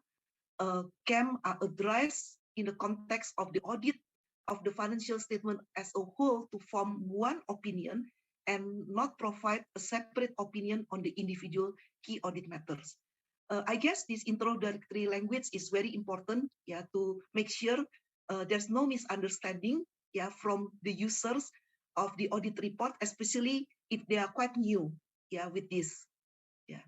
So the next one is the auditors is required, yeah, this is required, yeah, when they have KAM, it's required to basically first, yeah, describe, yeah, the matter, yeah, and describe why the matter was considered to be one of the most significant in the audit, and then determined to be KAM, and explain how the matter was addressed in the audit. Because many key audit matters are perhaps is a matter that have been disclosed in the financial statements, so it's always good, yeah, in the key audit matter to put a reference to the related financial statement note disclosure. So the readers of audit report, yeah, when they read KAM, they will actually can go flip to the disclosure, and then they can probably read concurrently, yeah. So it's always okay recommended to put a reference if that's possible, yeah. So the description of KAM, yeah, is intended to be fact-based and tailored to the company, informative, concise, understandable to a non-auditor. So remember, the readers are not auditors. The reader are perhaps not someone familiar, okay, with technical jargons. So try, yeah, to describe KAM as concise, brief, and using a plain language, so it's easier, yeah, to be understood, yeah, by someone who read the auditor report, yeah. So I think this is the snapshot about how KAM is communicated, yeah, and disclosed. And now I think it's good, yeah, to give you an example, yeah. So I have one example that I will walk through you on this example, yeah. So the first one in this example is extract from the report to the shareholder of the HomeServe PLC as of 31st March 2020, and the source is 2020 annual report, yeah. First, as you can see, yeah, this is key audit matters, and then there's a reference to the notes to the financial statement, note 2 about the significant accounting policy, note 3 key judgment involved are set out in the critical accounting judgment and key source of estimation uncertainty, and note 16 about the transaction of review to the financial statement. So they make a reference, yeah, to the notes to the financial statement, yeah. Then the auditor, yeah, in this one, the auditor described the matter, yeah. If we read it, yeah, I can summarize what being described by the auditor. First, the group did acquisitions and at the same time enter into put and call option agreement. And the second one being described in this key audit matter, a number of acquisition intangibles in relations to customer relationship, technology, and domains were identified in this key audit matter. And the auditor also explained why this matter is KAM. The auditor determined this matter as key audit matter because high level of judgment and complexity involved in determining the fair value of assets at the point of acquisitions as well as the fair value option, yeah. So in this one, okay, the auditor already described the matter and also described why the matter is KAM, yeah. And the next one is now, yeah, the standard require, yeah, how the matter was addressed in audit report, yeah. The auditor briefly described, yeah, the procedures performed in this matter that consists of 3 main procedures. The first one, auditor challenged the key accounting assumptions in relation to the presence of put and call options that may constitute a present ownership interest and also judgment involved in identifying the split of potential cash payment under the put option.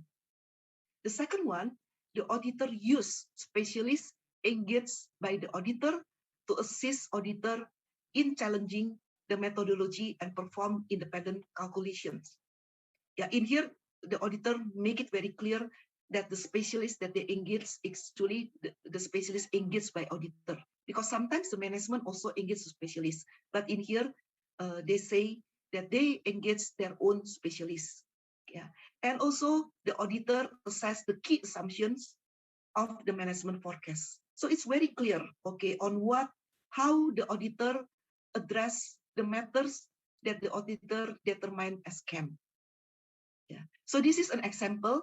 Yeah. In this example, actually, the auditor decided not to include the outcome or the results, yeah, of the procedures, which are fine because the inclusions of the results or the outcome are basically voluntarily, yeah, are not mandatorily required by the standard. So this one is actually key audit matters in a nutshell, yeah, and this is a good one, yeah. If you are actually auditors and then you are going to have the audit team and next year you are going to implement, you can print this one and you can actually use this, yeah, to explain to management, those that we governance, on how to identify key audit matters and how the key audit matters are being described and disclosed in the auditor reports. Yeah, I think this quite handy. Yeah. So this is just key audit matters in a nutshell. Yeah. So I think this is good. Yeah. This is not in the standard, but I think it's good to share about the financial reporting ecosystem. So we know the key audit matters is driven, yeah, by auditing standards. Yeah. So it's obvious. SA standard audit 701. So I found that this is one of the kind, yeah, auditing standard, because to successfully, yeah, execute this standard, all parties in the financial reporting ecosystem have an important role to play in enhancing the quality of financial statement audit and financial reporting. So it's not really the same like the other, yeah, standards. Yeah, the other standard maybe are more the standard for auditor, but for SA 701, this is one of the kind, yeah, auditing standards. So let's now see who are affected by these things. Let's start with the most important one, of course, which is the audit committee. So audit committee will be in the front line, yeah, of the implementation of this standard. It's advised that audit committee should start initiating and engaging the discussion with the auditors. And of course, the auditors should be also proactive, especially next year will be the first year. Maybe the audit committee is not really familiar yet with the KAM. So the auditor who have more knowledge about the KAM should be proactive to engage the audit committee to start an early discussions, yeah, about the KAM. So like Chun mentions that it is good to have a dry run. So by having a dry run, the audit committee will have the opportunity to engage in early communications with auditors on the area that may potentially become KAM. Yeah, with this, audit committee also will pay more attention, yeah, to oversee, yeah, the financial reporting process, because the audit committee are made aware now that when the users of auditor report reading the audit opinion, there will be a reference, yeah, to the notes to the financial statement. So I think it's going to inspire, it's going to encourage, yeah, the management and audit committee to go through again the disclosure, yeah, to check, yeah, whether the disclosure are actually concise, yeah, meaningful, yeah, and understandable. Yeah. So I think this is how it may impact the audit committee. So let's see the next one, which is the investor, which is also the important party in the financial ecosystem. I think Chun also already mentions, yeah, the biggest advantage of KAM to investor. Now the investor will have access to information and to be able to learn in details on the important issues in the eyes of auditor. In the past, auditor will discuss, yeah, what is the most significant matters during our audit with the management, with those start with governance, but investor will no way be able to have that information. Yeah, it's only, yeah, within the AC, the management on auditors. But starting from now, for the audit opinion of listed entity, the investor will have visibility to understand what are the most significant matters being discussed during the audit process. So investor can incorporate this information in the evaluations of the individual company, and it will assist them in making a better and informed decision. So let's see now the next one, which is the member of the management team. I think definitely it will encourage the member of the management team to go back again to their financial statement and their disclosure, to make sure that they are actually a good disclosure. And the other one, actually what will be very important in the implementations of KAM, especially for the first year, if the auditors, management, and audit committee agree to do the dry run, which I think should start now, then the management team should support and should fully engage in the dry run. Take this opportunity to have a very meaningful dry run, because at the end of the day, it will help the management to be able to sign off their financial statement, and for the auditor to also sign off their auditor reports on time. So there won't be any delay, and there's not an excuse because this is the first year's implementation of KAM, then the auditor report should be delayed. I think with good preparations, they're still doable. And definitely it's doable. To issue the auditor report on time. With the good preparations, a good communications, and a good engagement as early as possible. And the other one, I think that's also important in the financial ecosystem, of course, regulators. Disclosing key audit matters in the audit report will definitely allow the auditors to have greater visibility on the area which are most significant in the audit and how the auditor address those matters. Regulator will be able to see greater transparency and also independence about how the audit that was performed. So I think that's a brief sharing on how this KAM will impact all parties in the financial ecosystem. So after we know that, okay, let's see, what will be the value of communicating KAM? There should be a value, because if there's no value, then I think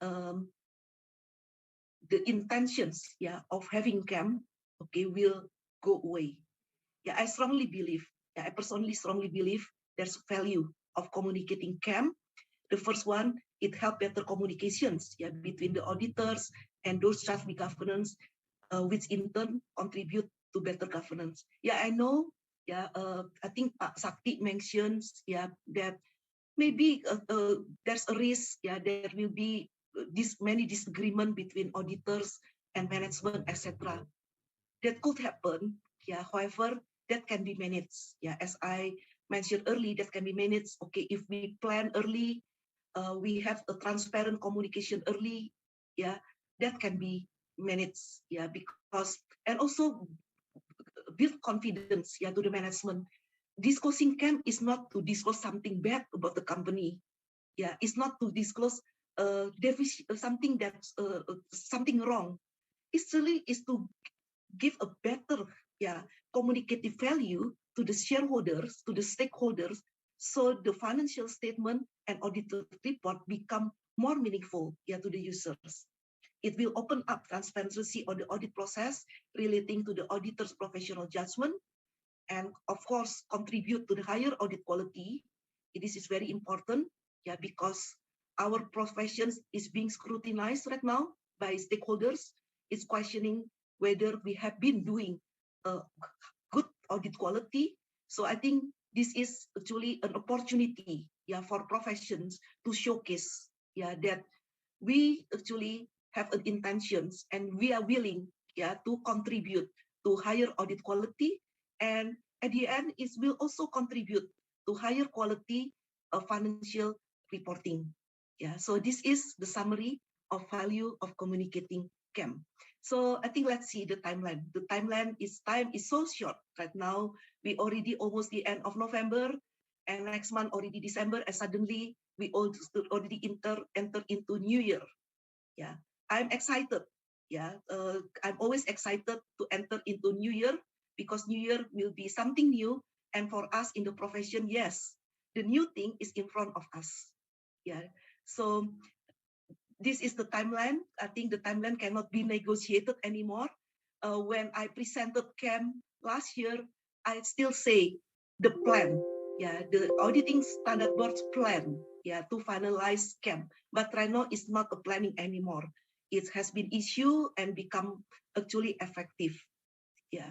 So given the magnitude of these changes, yeah, all stakeholders should start preparing themselves for the new world of auditor reporting, and don't wait, yeah, until 2022. Yes, we only have less than 2 months, but there's always good to start rather than wait. Yeah, so get started right now.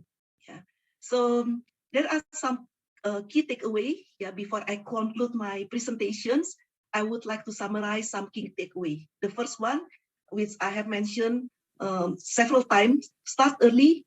Yeah, having early and open communications with audit committee and management is advisable, and be specific about the area of audit focus. Consider having a dry run. Yeah, I know that now is almost the end of the year, but if you still want to do a dry run, it's not too late. Yeah, you can still do it until actually early next year. Yeah, it's better to give a try. Yeah, to give a try. Yeah, it may not be perfect, but it's always good to give a try. Yeah, and educate the investor. Yeah, educate the investor because they don't know what's KAM. Yeah, so educate the investor so they are not surprised when suddenly, yeah, next year, in the past they only have 2 pages audit report, and now suddenly become 4 or 5 pages audit report. If we don't educate them, their first reaction, what's going on? What's wrong? Yeah, so I think we have to manage that too. So educate the investor. Yeah, so as many countries in the region have adopted KAM for several years, we can take, yeah, the benefit of using the available resources, yeah, such as survey result, thought leadership, yeah, from many associations, yeah, so we can use that, yeah, as a guidance, as a resources, yeah. And the last of my presentations, yeah, KPMG has issued of leadership on KAM, and we included, yeah, the link, yeah, in your presentation materials. So you can download, yeah, this key audit matters is thought leadership. So it's available for the public. Yeah, so it's very useful, yeah, to summarize, yeah, what KAM. Yeah, so if you are interested, yeah, to see this thought leadership, yeah, so the link is available. So I believe this is the end, yeah, of my presentations. Thank you for listening. I will see you again in the talk show or Q&A, and I return this platform to Helena. Over to you, Helena.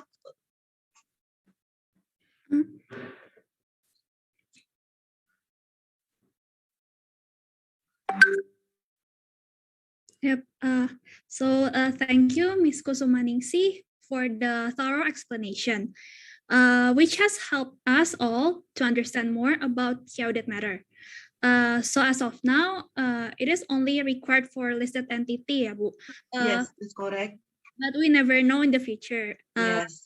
So it's not only about adding the key audit matter section in audit report, but the structure of the audit report also changed. So it starts with the most important part first.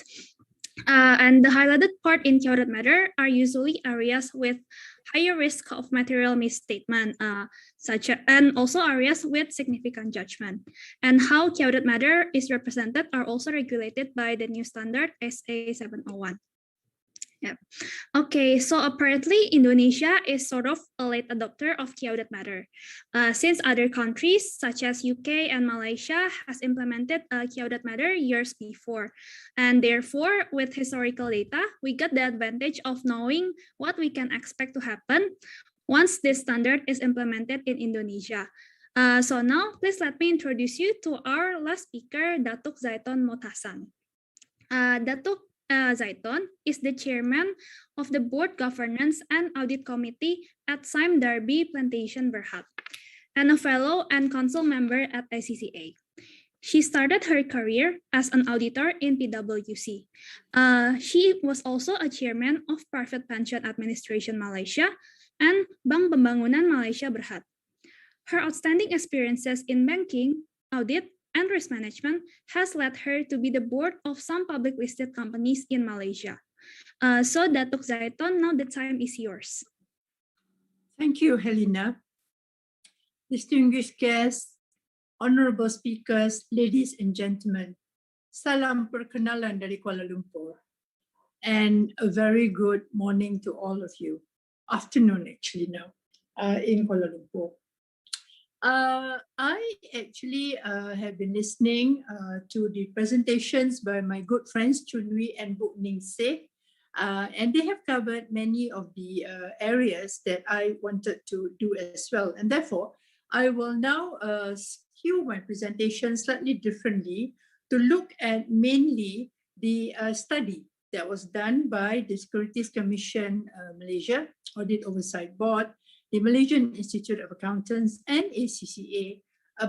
We implemented in 2015, and the MIA adopted this for financial periods ending 15th of December 2016. And a study was done. And I will draw upon this study and my own experience as Audit Committee Chairman throughout this period. We have implemented KAMs now for a good 6 years or so. And I will draw on the experience and try not to replicate the areas that are already covered by Kusumaningsih and Chun. So this study that I referred to involved a review of 190 annual reports of listed companies on Bursa Malaysia, an online survey involving 170 committee members, audit committee members and investors, and also focus group discussions attended by 20 audit committee members and investors. Can we have the next slide, please? The next slide. The next slide after that. Yes, this shows a breakdown of the people who were surveyed by industry sector. And you can see here that it was represented by a good cross-section of the various industries of companies listed on Bursa Malaysia. My next slide, please. I actually was going through, an enhanced auditor's report, which is more than just KAMs. However, since it was well covered by Kusumaningsih, I would not want to repeat this, but only to say that we have to look at it in totality. And not just look at KAMs, but say there is now a lot more emphasis also on going concern, and also making affirmative statement about the auditor's independence. So if you look at the key findings of this survey that was done, which is on the next slide, the EAR in itself have introduced positive changes in the processes and perceptions throughout the financial reporting ecosystem, particularly as a result of the need to inform the public about the most significant issues tackled in the audit through the disclosure of KAMs. KAMs led to more robust discussions with management and auditors, strengthening the position of independent directors. And this is very important. I think one of the most important, implications is for the board and the responsibility of the board in terms of financial reporting. And I stress the board. It's not just the audit committee. The board can delegate to the audit committee, but the board cannot abdicate the board's responsibilities for financial reporting. 86% of the audit committee members reported they had gained deeper insight into financial reporting issues and the risks of their own companies, and enhanced their understanding how the audit was performed to address these issues. 80% of investors found KAMs particularly helpful as it points out the areas they may want to raise during annual general meetings. 68% of the audit committee members witnessed an increased involvement of the audit partner in the audit exercise. And the full report actually says it's a bit lower than the other 2 percentages you see, not because they were not involved, because the audit partners in those companies were already involved quite heavily in the audit. So this is like the laggards who sort of caught up with it.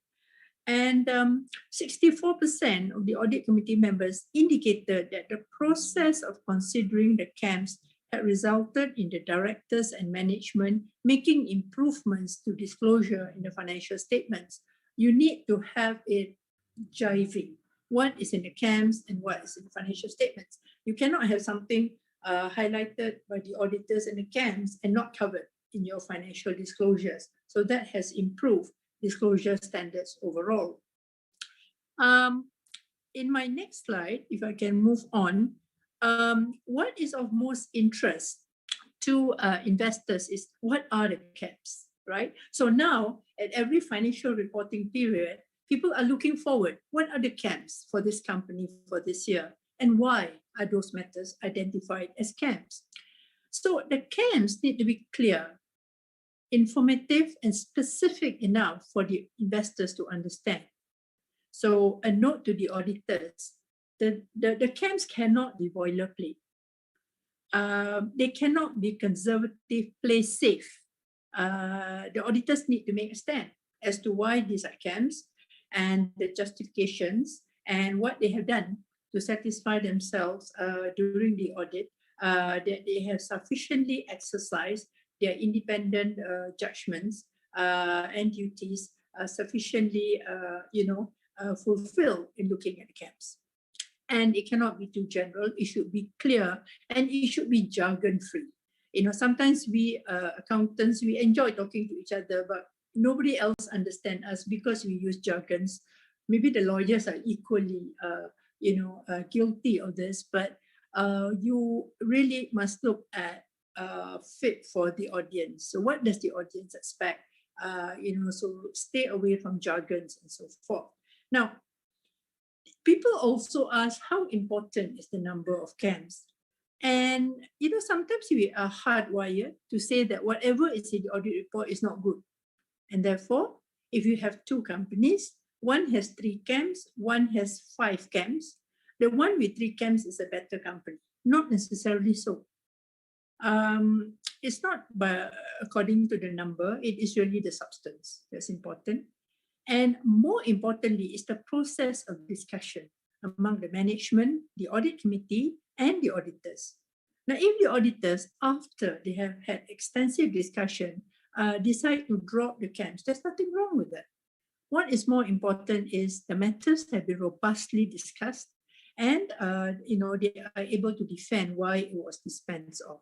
And there are many considerations in this. It's not just quantitative, it could also be qualitative and judgmental. And therefore, there is no one size fits all.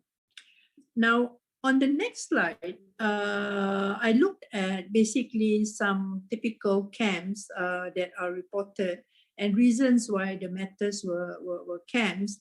But I think because Mohd has already covered this, I would like to take a slightly different spin to this. If we could go this slide and then the next slide. The next slide shows that the top 4 would be revenue recognition, impairment of receivables, impairment of goodwill, and valuation of inventories. I would like to go to the next slide, which is looking at KAMs by industry segment. And you would expect that there would be different KAMs for different industries. I would like to start with finance, which is really, my field, and I'm very comfortable talking about this. You would expect when you look at the KAMs for a bank, for it to be talking about impairment of loan and advances, to be talking about impairment of goodwill and intangible assets, and impairment of investments. For example, if you were looking at infrastructure project company, it would be revenue recognition and not fraud. Fraud is covered separately.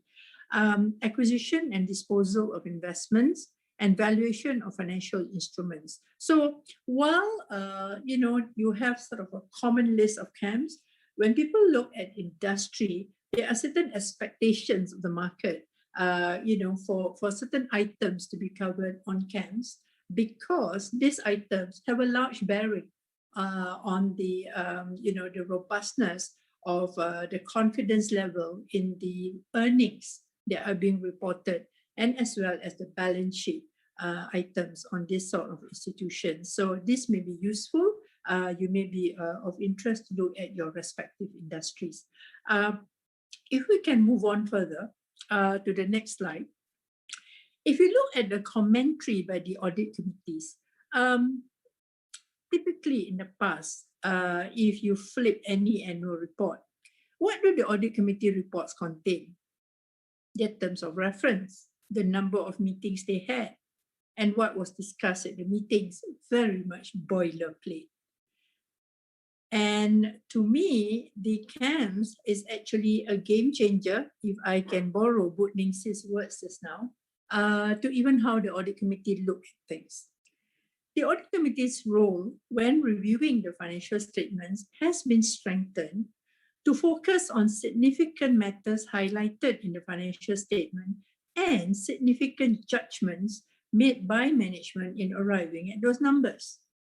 The audit committee report is required to disclose how the audit committee has met its responsibilities in discharging its function and duties for the financial year.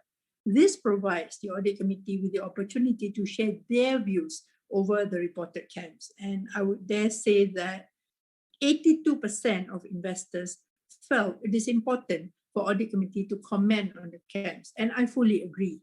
Can you imagine, you are the audit committee of the company, here is the auditor giving you the KAMs, and you have nothing to say about the KAMs. I think that shows that you really are not even aware what's going on in the company, and you are an audit committee member. So that, I think, puts the spotlight on the audit committee member and sort of heightens your realization of your heavy responsibility in terms of the custodian, also the financial reporting ecosystem within the company.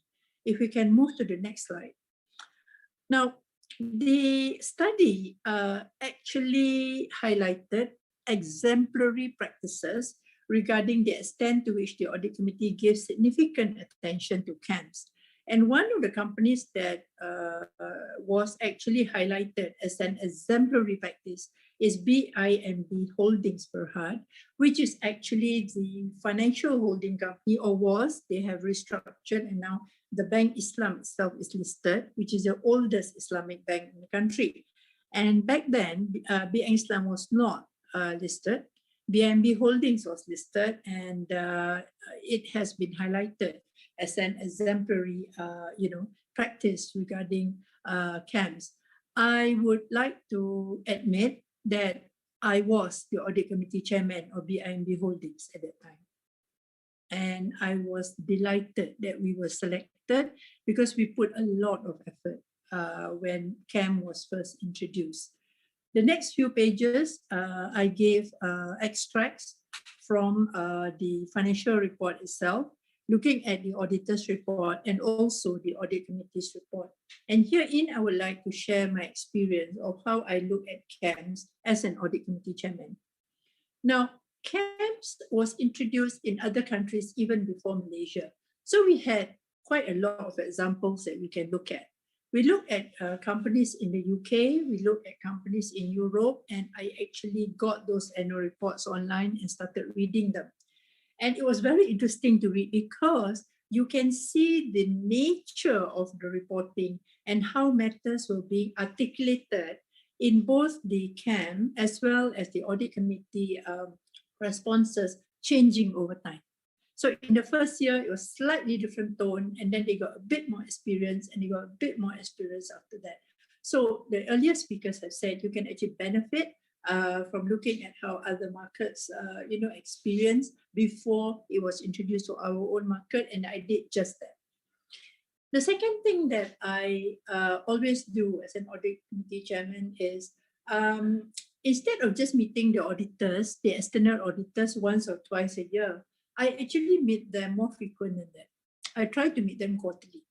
And the reason for that is that, you see, in the Malaysian environment, we have this regulation by our stock exchange that if your final audited numbers, there is a variation more than 10% from your unaudited numbers that you announce at year end, it is actually breaching of the guidelines. And the audit committee members will be announced by the exchange that you breached this guideline, and that the names of the audit committee members will be listed. And that is something that I don't think I want to be there, for the companies that I'm on. So I practice this, and in each of those meetings, I do have extensive discussion with the auditors as to what are the difficult discussions you're having with management, and what are the areas where management is exercising judgment. And because, so during the year, I already have an idea what the KAMs are going to be. And I want to be in that position. I don't want to be caught at year end and suddenly, oh my gosh, these are the KAMs, right? So I want to know ahead, what are the KAMs? And we actually monitor this throughout the year. So it is not just a year-end thing, or it is not just something that you do during the audit exercise in itself. And the other thing that we did is we talked just now about dry run. I did the dry run 1 year early. So when our accounts actually were, going to start with the KAMs, 1 year earlier, I already did a dry run with the auditors. And at that time, so happened, Kusumaningsih, our auditors at that time was KPMG, and actually did a dry run with them. And I said, look, if you did the KAMs this year, 1 year ahead, what would the KAMs look like? And then I worked with the company, with the management, to basically draft what would be our reply if these were the KAMs. So when the actual implementation came, we already had one dry run, and we were comfortable, and we already refined the process. So I think those are the efforts I took as the audit committee chairman. And as I said, Alhamdulillah, it resulted in us being highlighted by the report by the Securities Commission that we were exemplary in our implementation of KAMs. So if I can move on to the next slides. What I actually, can we move on please on the slides? Go on, please. I think you can read at your own leisure. Can we go to the slide that says paving the way forward? Well, Kusumaningsih has covered in her bit on the ecosystem in terms of the KAMs. I would like to just stress a few items here. The slide on the paving the way forward, please. I will start with while we're looking for the slide, I will start with the investors. For the investors, it does form a better understanding. And it does lead to better engagement and improves accountability. However, the KAMs need to be clear. And if they are not clear, the investors have every right to seek clarification from the auditors and from management. For the auditors, it actually, gives that opportunity for the auditors to demonstrate and enhance the value of audit. Please use simple language, as I said. No, don't go into jargons that only we among accountants understand. Be specific to the company's circumstances and don't have like a boilerplate that you use for other companies and then change the company name, change the numbers. I'm sure the auditors in this audience don't do that, but some do. So I'm just alerting that this should not be done. And work closely with the audit committee. The audit committee equally need to work closely with the auditor. And while we have our independent duties to perform, I always believe that it doesn't have to be adversarial. If we work together, I think we can both do our jobs better. the audit committee actually should seize this opportunity to educate the other board members. With better understanding, the board as a whole can better manage their responsibility. And I think I've said this before. The audit committee must also play a mediator role between the auditor and the management to facilitate a KAM disclosure that are truly valuable to the investors. So the management will kick up a fight. They would not want some KAMs to be disclosed, but the audit committee, you need to really be independent in this and look at the best interest of the company, look at the best interest of the investors. And in terms of the management, you need to be aware of the risk. Do not put hurdles to prevent your auditors from providing genuinely tailored and useful KAMs. And just embrace the KAMs if you can. The issue is this. You see, when these issues are not highlighted and tackled on a timely basis, especially if they are negative, they will not go away just because you don't want to look at it. They will catch up on you. Sooner or later, the problem will be there and it will become bigger because you have not addressed it early. And so I think we all need to have an open mind. If you are really looking at the best interest of the company and the investors and all the stakeholders involved, we should embrace this and look at this as another useful tool in order for us to all better manage, and be transparent and do it with integrity, which is what I always emphasize. This is all about integrity. And if you don't do it, as I said, question of time, it will catch up on you anyway. So nowhere to hide. In conclusion, actually, instead of repeating what was said before by Chun, that KAMs is not the be-all and the cure for everything. It is just one of the cogs in the wheel. But it has become an important cog in the wheel for us to give sufficient attention to this. And I think if all of us play our part and play our part effectively, you can, have a very successful implementation of KAMs for Indonesia. And I wish you well. And I am very encouraged. You have the, market players like Mohd and the rest. I'm sure you will be equally, if not more successful than the markets who have implemented KAMs ahead of you. So with that, I will conclude my presentation and we'll be happy to take any questions if there are. And again, thank you very much to the organizers for inviting me. And I hope I have been able to add to the discussion this morning. Thank you. Assalamualaikum warahmatullahi wabarakatuh.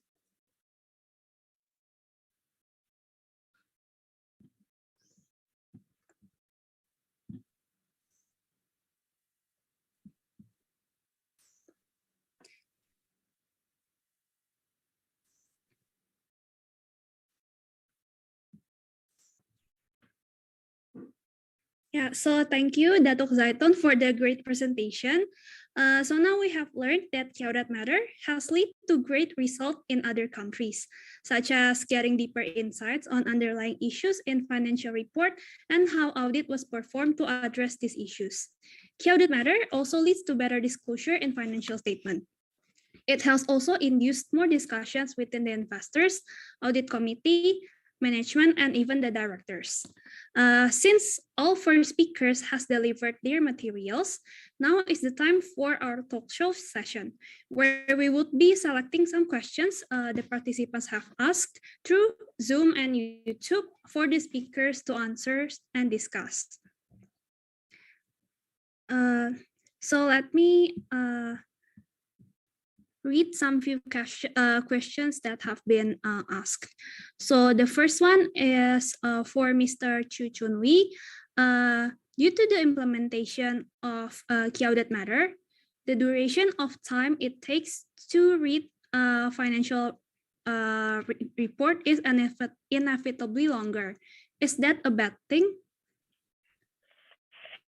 Hi, thank you, Helena. Can I confirm that you can hear me? Yes. Thank you for the question. question.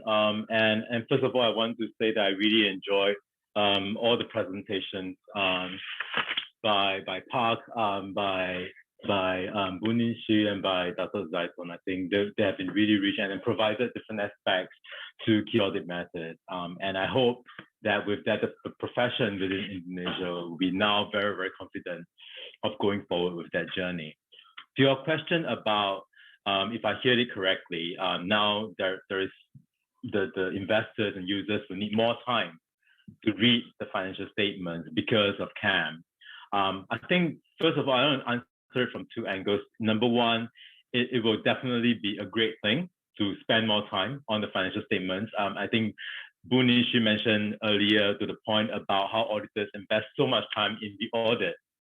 And yet at the end of it, you get a 2-page audit report.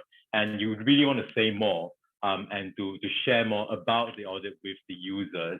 And I think it's the same with the preparers of financial statements. They spend so much time preparing the financial statements. And actually, I've been talking to some CFO, and some of them were asking, do people even look at my financial statements, even despite all the time that I spend on it? So having attention on it is a great thing. And number two, and I think as I mentioned in my presentation, KAM actually shine a spotlight on the key issues that the users should be focusing on within the financial statements. So I think they may be spending more time, or they could be spending less time, but definitely they'll be reading it in a more meaningful way to understand the financial statements, understand the financial situation, understand the business of the company better. So to me, it's a definite yes in answer to your question. Thanks. Okay, maybe to continue this question, for Ms. Kusumaningsih, so since the investor will read the financial report more longer, like it is obvious that of course the auditor will also work longer. Like, how do you respond to this? Like, will there be like increase in the auditor's fee or an increase in the time to prepare this report? Okay, that's very good questions, and I keep hearing about that questions. That's reasonable, the questions. So, actually, KAM is an additional paragraph that the auditor will need to put in the audited report. But the audit process itself actually do not change.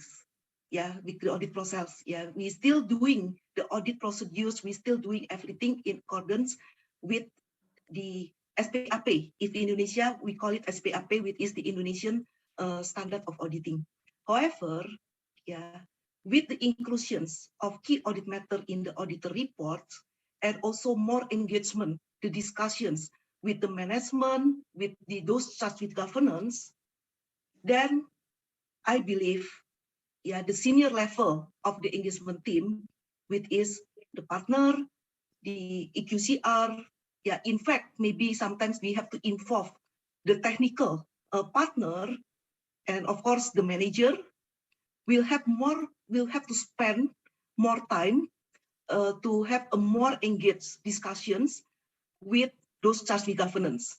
Honestly, maybe if before KAM, the communication with those charged with governance is more toward a one-way communication, in which the auditor will have a presentations with those charged with governance audit committee during the planning stage to explain about the audit scope, the area of focus, how we address the area of focus, but it's a one-way.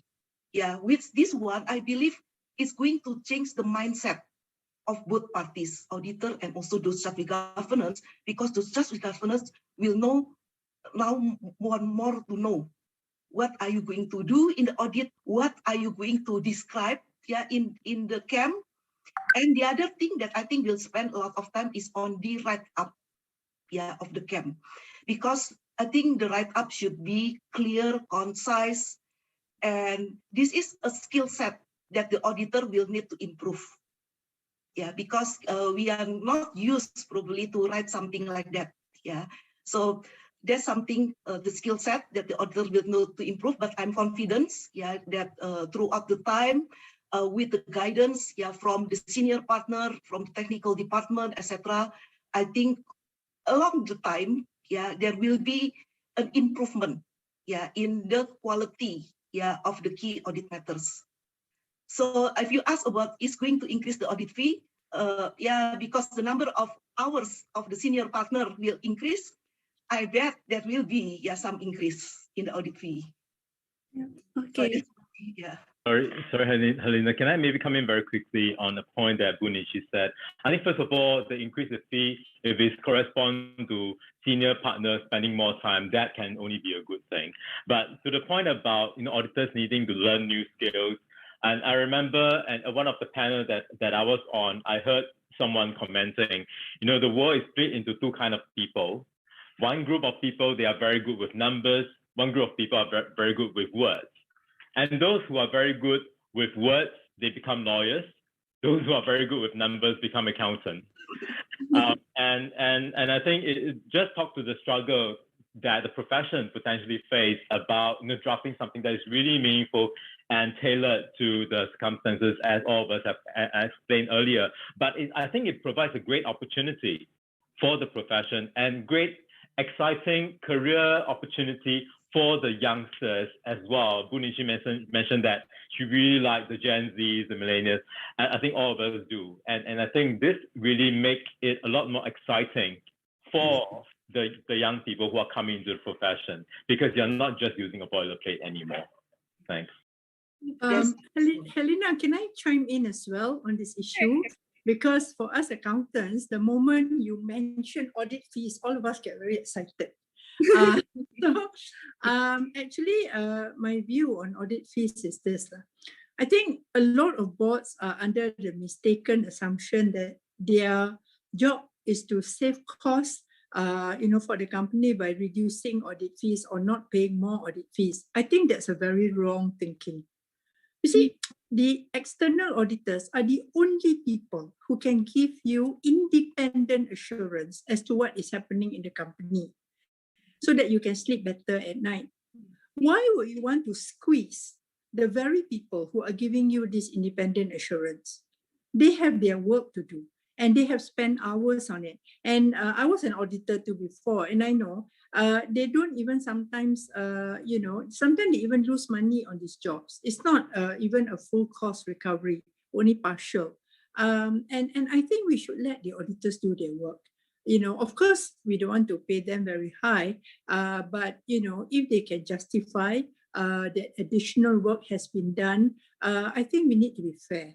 And we don't squeeze the auditors because, we also don't want them to, in order to save costs on their side, not be thorough in looking at our company. I would want them to be thorough. I want to know everything so that I can get independent assurance from the auditors. So please, for those of us in the audience who are maybe sitting on boards of companies and audit committee, you need to change this perception. Your job is not to squeeze the audit fees. Your job is basically to make sure that the auditors are, they actually are comprehensive, exhaustive in the work they have done. Give me assurance so that I can sleep better at night as the audit committee chairman. That's how I look at it. Thank you.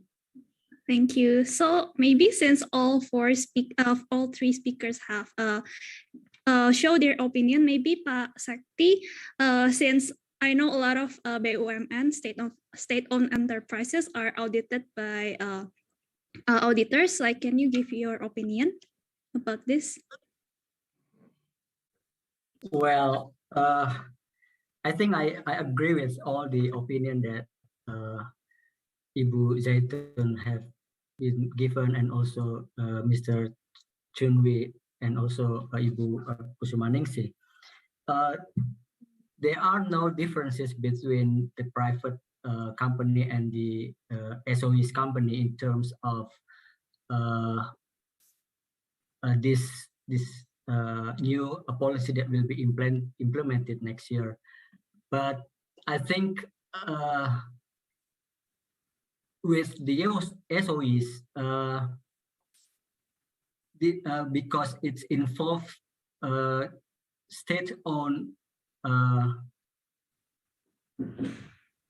I mean, there's involved state in this company, which means that there are more public interest in there. With public, I mean it is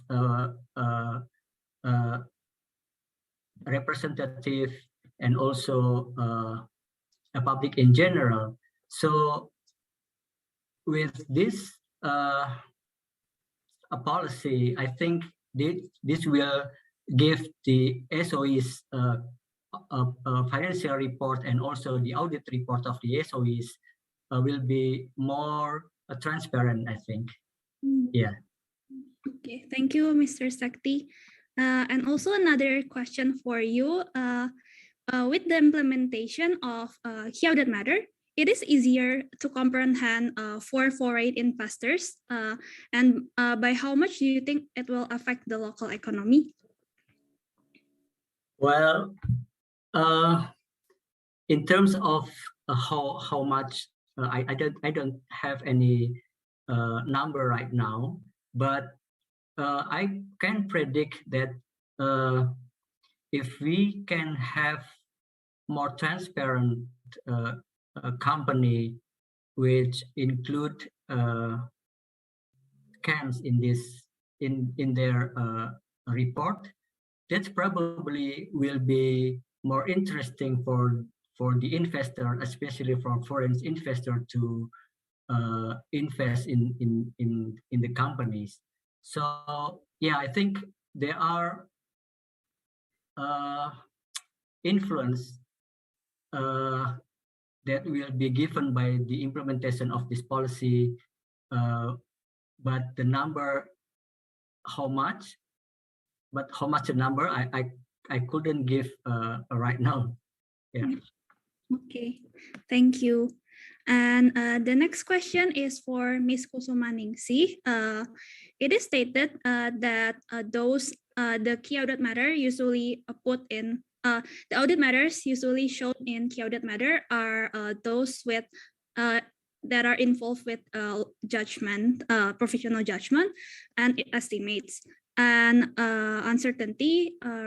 And also uncertainty. And is there any other factor that could be reported as key audit matter, and how it will impact the auditor's report? Okay, thank you, Helena. So about the judgment, management judgment, yeah, high uncertainty, complexity, that's just the indicator, yeah, just the indicator of the matter which are most of significant, yeah, during the audit of financial statement. But what I would like to say in here is not all, yeah, matters which involve judgment or significant uncertainty will be automatically, yeah, become key audit matters, yeah, because, yeah, of course, the auditors should also put a thorough assessment and using their judgment, because that matters which are content estimate is truly, yeah, through that step 1 to 3 is truly a key audit matters that need to be included, yeah, in the auditor report. And actually there are many, yeah, because I try to see some examples, yeah, there are many actually examples that's not simply estimates which are included in the KAM. For example, yeah, if a company just acquire, yeah, a company, okay, there's a business combinations, usually that's an area that become a significant matters, right, from the auditor. Because why? Because business communication is one of the complex accounting, yeah, and there will be more discussions, and for sure, yeah, for sure, it will go to the step 2, yeah, in the step 1 to 3, yeah, of the filtering of KAM, because that will be the area of the significant, important, yeah, to be addressed during the audit, yeah. Is this going to be a KAM? Perhaps, yeah, most likely, maybe, yeah, but the auditor should actually do some assessment. The other thing that's very important is actually is in the standard. When we already identify the matters in the step 2, yeah, this is the area that will be actually require a lot of time between partners, maybe AQCR, etc., to determine which one that will be filtering become KAM in the step 3. If there are any matter in step 2 that not going to become KAM in step 3, the auditor will need to document that, and they will need to actually make assessment and document the assessment. Why those matters which are significant matters become an auditor attention, not become KAM. I think that's in the standard. Is that correct, Chun? Is that in the standard, right? About the documentations.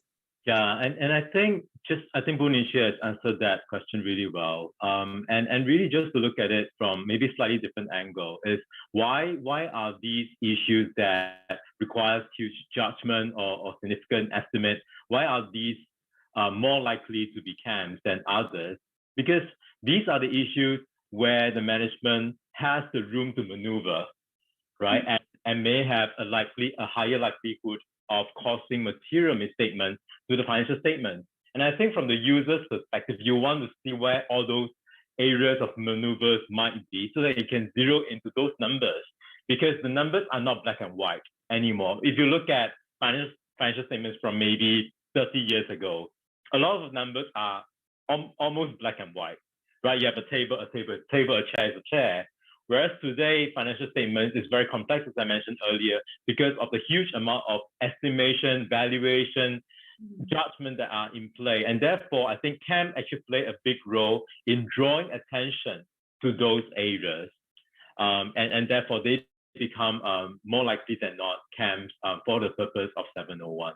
I just want to supplement what Bu Ningsih has already told. Thank you, Chun. Yeah.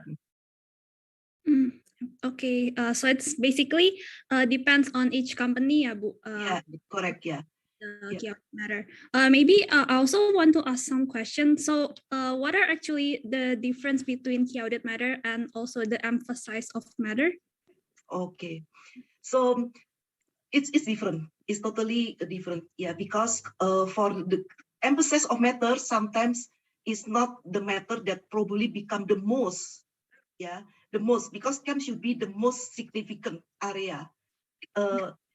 Emphasis of matters or other matters sometimes maybe is not the most significant area, but the auditor believe, yeah, that matters are quite important to be highlighted in the auditor report.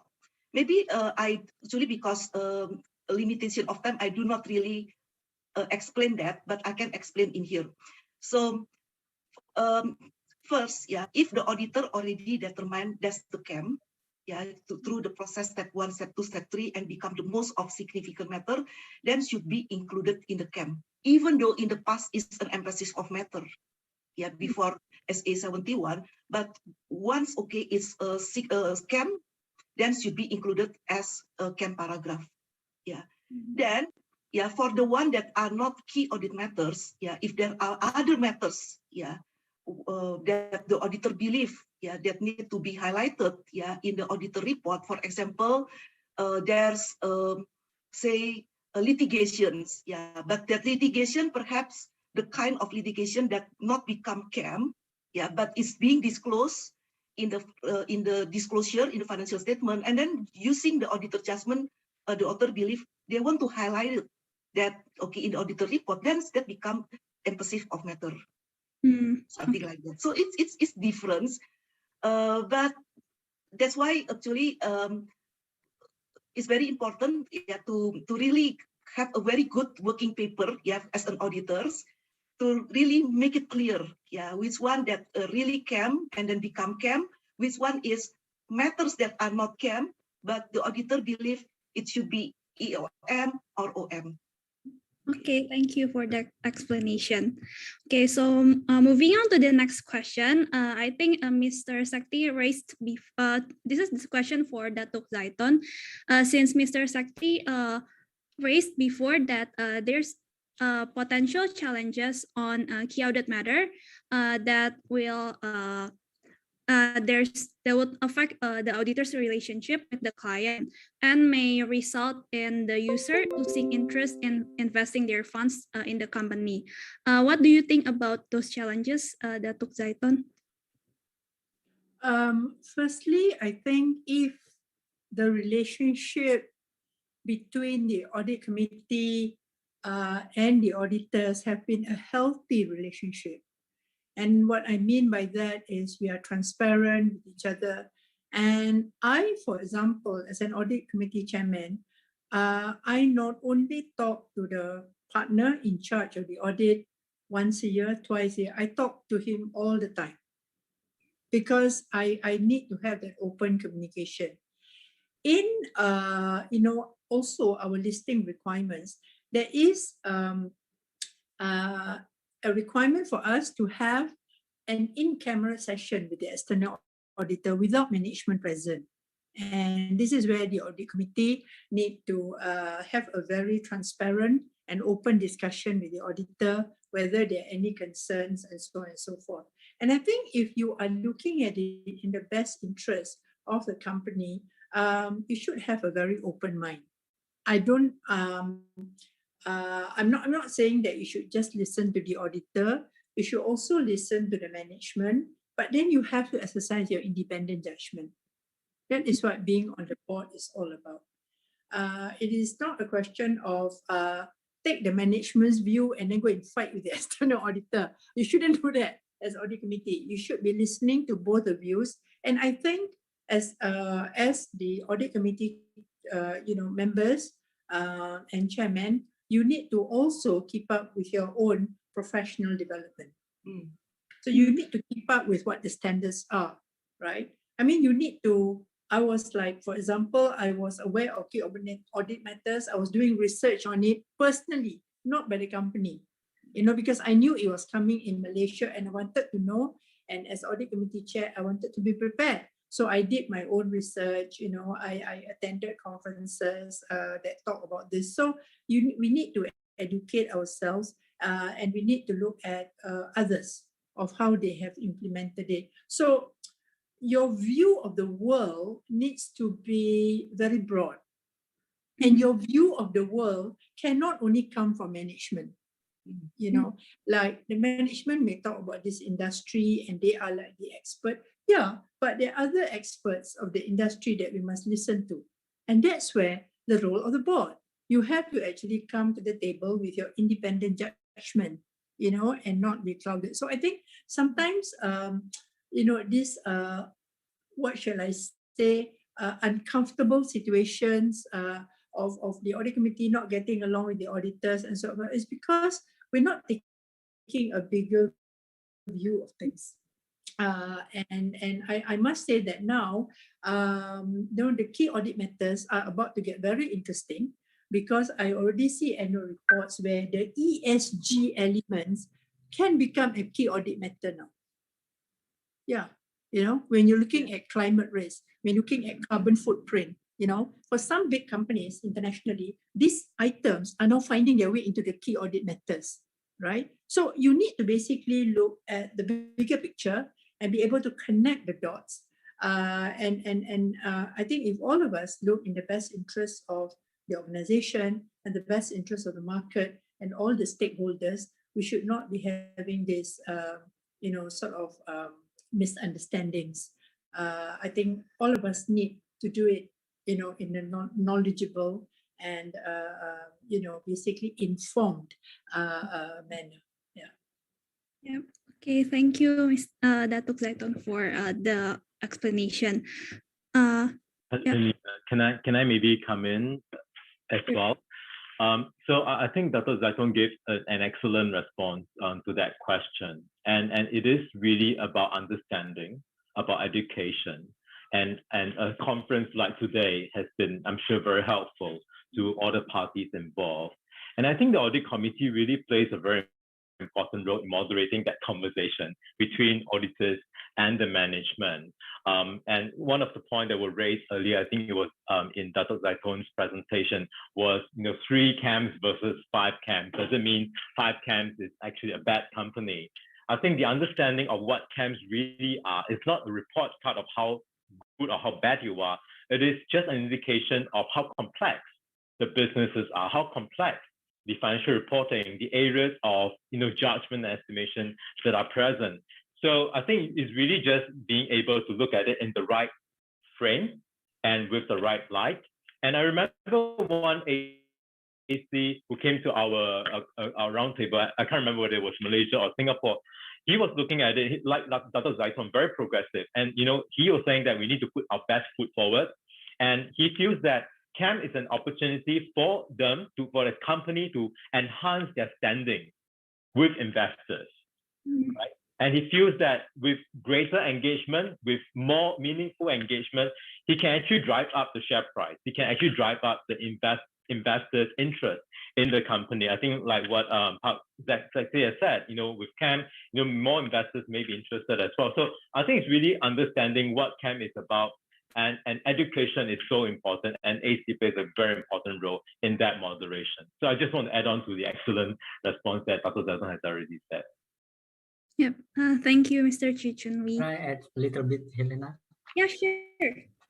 Yeah, I agree with Ibu Zaiton and also Chun, because what I said in the presentation is that the open communication is important between the auditors and the management or audit committee, and that's what I a relation with the auditor will be disrupted if the open communication is not managed in the early stage of this implementation. So the key is open communication. Once the auditor feel that there are matters that need to be disclosed in KAMs, then they should inform it as earlier as possible to the management. Thank you. Yeah, thank you. So since we only have 5 more minutes, maybe we can have like 1 or 2 more questions. Yeah. Next question, maybe relating to COVID-19 and climate change. How does COVID-19 or climate change or sustainability issues affect the determination of key audit matter? And how do we communicate those matters? Maybe Ms. Kusumaningsih, you want to answer? Okay, maybe I answer first about the COVID-19 and then the climate-related risks. Yeah, COVID-19 actually already happened. Yeah, since last year, and the good thing actually, our associations, yeah, the EIP at the time issued the guidance, yeah, for the auditors, because there are so many considerations that auditors have to take into account during the process. And then everything, yeah, with the COVID-19, there are some area that before the COVID-19 maybe is not an area that become a significant attention of auditor, but with the COVID-19, there become probably significant attention or become a significant risk. Yeah, yeah. So one of the things is about the valuations.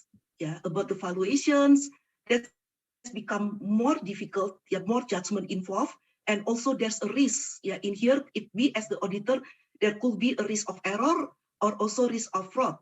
Risk of error, why? Because the way the client the way we operate, yeah, we have to do it work from home. Yeah, there could be an increase, yeah, of risk of error, risk of fraud, because the management, yeah, will be under pressure, yeah, with that. So that's the impact, yeah. If because last year we have not implemented KAM, yeah, but I'm thinking, yeah, if we already implemented last year, yeah, and KAM since last year, and then with COVID-19, there could be, yeah, this is my suspicion, yeah, there could be 1 or 2 area matters that maybe in the past before COVID-19 is not KAM, now suddenly become KAM, yeah, because there's something that become auditor attention and become the most significant matters, yeah. And the same thing with the climate change risk. This is very new, yeah, for us, yeah. And actually, yeah, because I'm supervised the Indonesian auditing and assurance standard boards. I already had a discussion, yeah, with the chairperson of the auditing standard setters that the climate-related risk is actually real, yeah, real in a way that as an auditor we have to start thinking what will be the impact of the climate-related risk into the financial statements prepared by the management, and then as the auditor we have to address it, yeah. And then I noticed even the IAASB already issued the practice letter, yeah, with the title the consideration of climate-related risk in the audit of financial statements since last year. since 2020. Yeah, so this is something that actually the new thing for all of us, but we are fully aware of it. Yeah, and that we already have some plan. Yeah, in our associations on how we actually socialize and then make it into awareness. Yeah, to the Indonesians practitioner. Yeah, because it's very important. I think it's very important. Yeah, for example, like goodwill. Yeah, goodwill. There will be a future cash flow. Yeah, for example, there's a goodwill. Then we want to audit evaluation. There will be future cash flow. Then we have to challenge the management. When you prepare the future cash flow, have you actually give some thought, yeah, on the climate-related risks? Yeah, because climate-related risk is business risk, which will impact the cash flow. Yeah, actually, so I think I think next year probably, yeah, next year maybe, I don't know. I think we can do some research. Sustainability or in the Indonesian auditor report that we implement for the first time.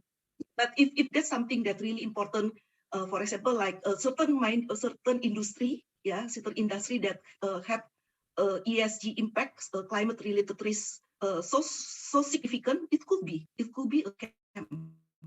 Yeah, like mining company, it could be. Okay, maybe other speakers. Do you want to add? Very quickly to Kusumaningsih's response. I think again that was a great response. Just on the first one on COVID, thing for auditors to think about is, it's not just about the amount of impairment. Is it enough? I think there is a very real risk that some companies are taking the opportunity to absorb as much loss as possible in the COVID year, so that in the future year they can reverse it. So just in the risk, something that sorry, my screen has hung. Can you still hear me? And just very quick one on the climate. Some of us may think that climate is climate. It's outside of financial, but actually there's a very close linkage between financial and all this so-called climate and non-financial risk. For example, the so-called brown assets, you have if it's the oil and gas company with a lot of fuel-based assets, what is the risk of that being obsolete or going forward? So those are actually very real implications. Right, and to Kusumaningsih's point about valuation, if you're looking at future cash flow, the way the country is actually moving, trying to fit into the SDGs, may impact on policies that will impact on the cash flow that your company has. So those are very real considerations, which I'm sure will become more and more strongly featured in the financial statements and in KAMs going forward, as Kusumaningsih has mentioned. Okay, thank you. So if there's no addition to this question, now we have come to the end of the talk show. So I would like to thank all of the speakers, Mr. Chun, Mr. Sekti Widihartanto, Ms. Kusumaningsih Angkawidjaja, and Datuk Zaiton Mohd Hassan for joining us today. And I would like to thank the whole committee for arranging these events as well. So from this seminar, we have learned that there is an urgent need for financial and audit report to be more understandable due to high interest of millennials and other investors, and also younger in the stock market. We also learned about how key audit matter is constructed in the technical. We also have learned how key audit matter is constructed in a more technical way, and how to prepare key audit matter according to the standard. And also the application of key audit matter is expected to show deeper insights into financial reporting issues and risk. And KAM should not be the sole reason why maybe investors might back off, since investors need to see both explanation of auditors and also the management. And I believe from this seminar, the seminar will help us all in preparing better for the implementation of key audit matter soon in Indonesia. And thank you everyone for staying until now. And now I'll be handing the screen back to the MC.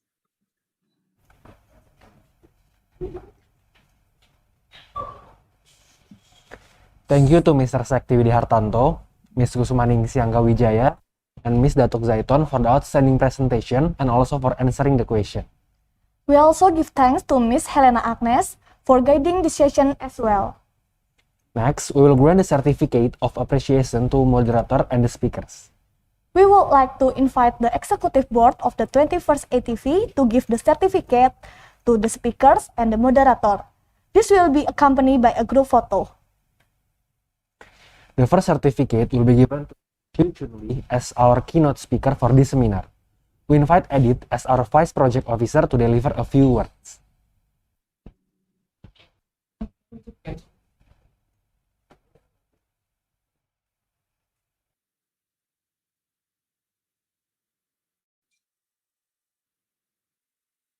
I would like to give my biggest gratitude to Mr. Chun as the keynote speaker for today's seminar.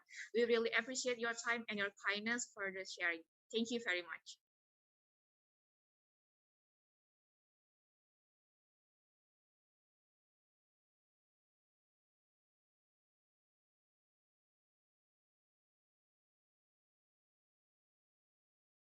Okay, I'll giving the instruction for. Okay, let's take the photo. The documentation. Thank you, Mr. Chunwi. The second certificate will be given to Mr. Sekti Widihartanto as our first speaker for this seminar. We invite Sylvie as our Vice Project Officer to deliver a few words. Okay. Thank you, MC.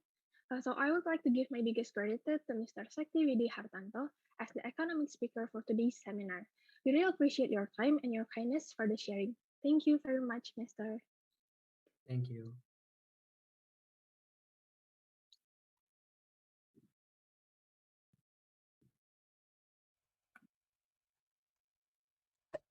Thank you, Mr. Sekti.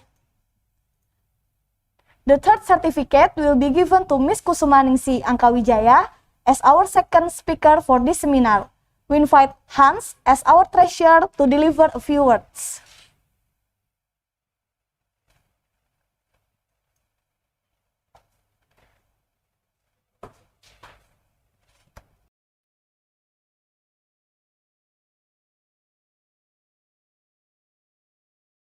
I would also like to express my deepest gratitude to Ms. Kusumaningsih Angkawidjaja for your inspiring presentation about KAM. Thank you so much for your time and your experience with us. Thank you. Thank you. Thank you, Ms. Ningsih. The fourth certificate will be given to Ms. Datuk Zaiton Hassan as our third speaker for this seminar. We invite Kenzo as our controller with a few words.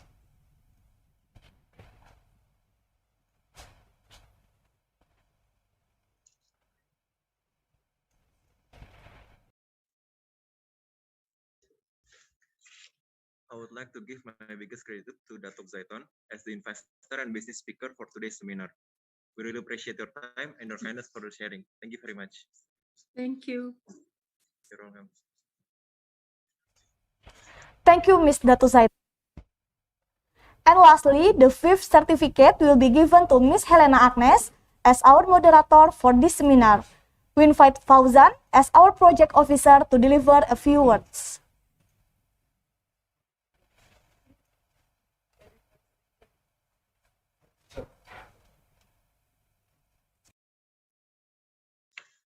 Lastly, I would like to thank Kak Helena Agnes for your willingness in moderating today's seminar. It's a pleasure to have you here.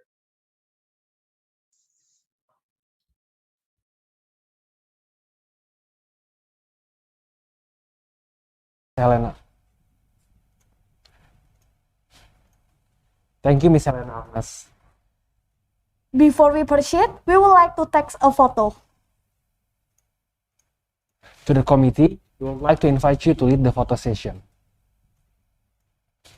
Thank you. I will give the instruction for photo session.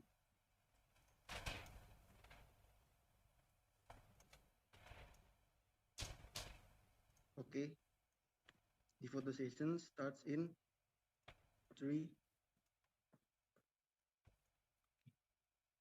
The photo session starts in 3, 2, 1.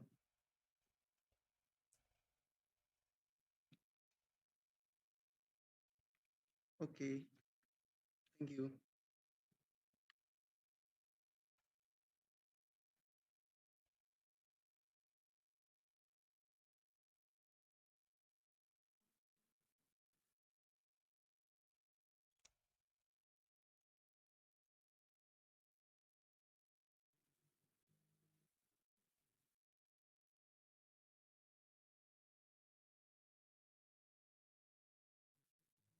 Okay, let's take another photo. Prepare. The photo session will begin in 3, 2, 1. Okay, that's all. Thank you. Thank you, everyone. Thank you. Thank you, everyone. See you. Yeah.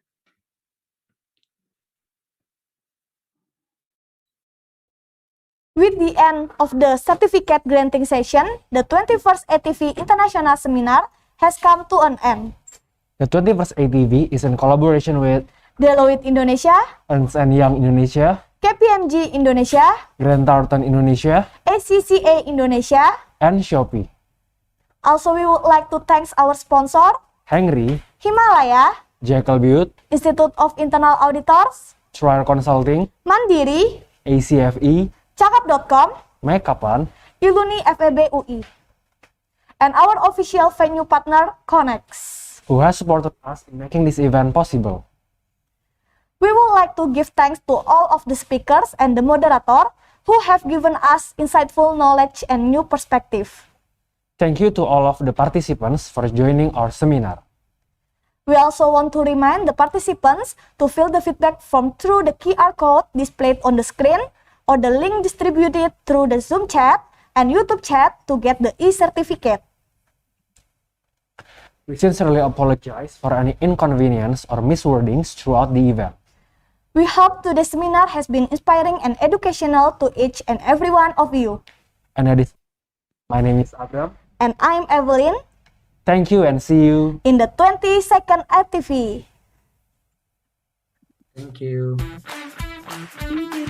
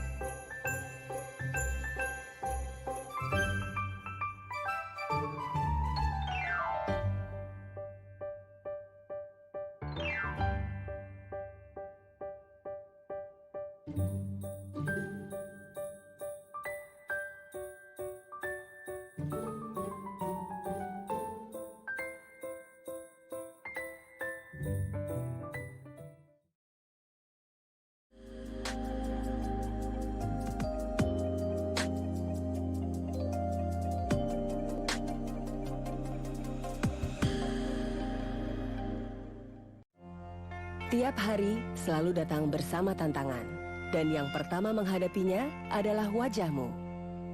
Bantu wajahmu hadapi kotoran, polusi, dan debu. Hadapilah hari dengan kekuatan alam. Himalaya Neem Face Wash dengan ekstrak daun neem mengangkat kotoran dan bakteri dari pori-pori, bantu melawan masalah kulit.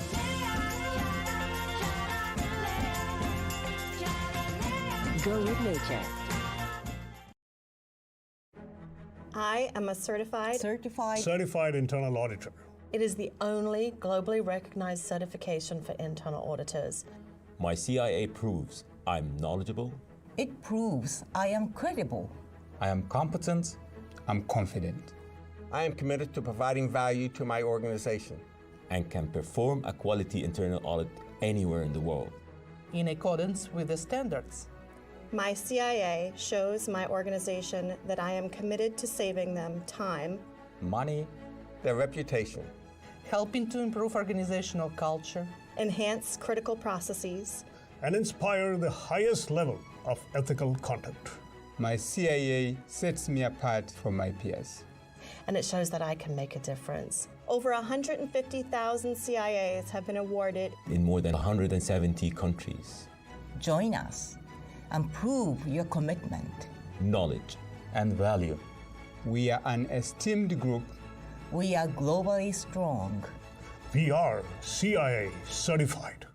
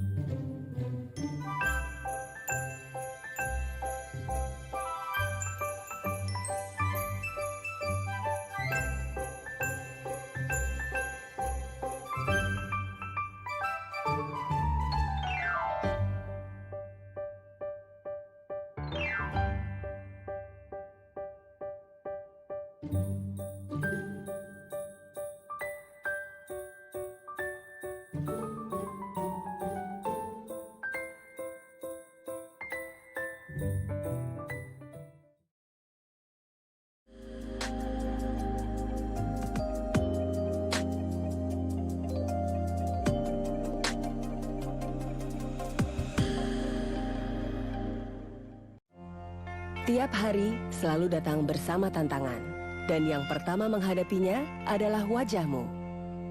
Bantu wajahmu hadapi kotoran, polusi, dan debu. Hadapilah hari dengan kekuatan alam. Himalayan Neem Face Wash dengan ekstrak daun neem mengangkat kotoran dan bakteri dari pori-pori, bantu melawan masalah kulit.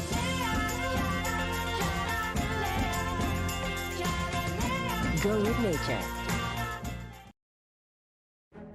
I am a certified internal auditor. It is the only globally recognized certification for internal auditors. My CIA proves I'm knowledgeable. It proves I am credible. I am competent. I'm confident. I am committed to providing value to my organization. And can perform a quality internal audit anywhere in the world. in accordance with the standards. My CIA shows my organization that I am committed to saving them time, money, their reputation, helping to improve organizational culture, enhance critical processes, and inspire the highest level of ethical conduct.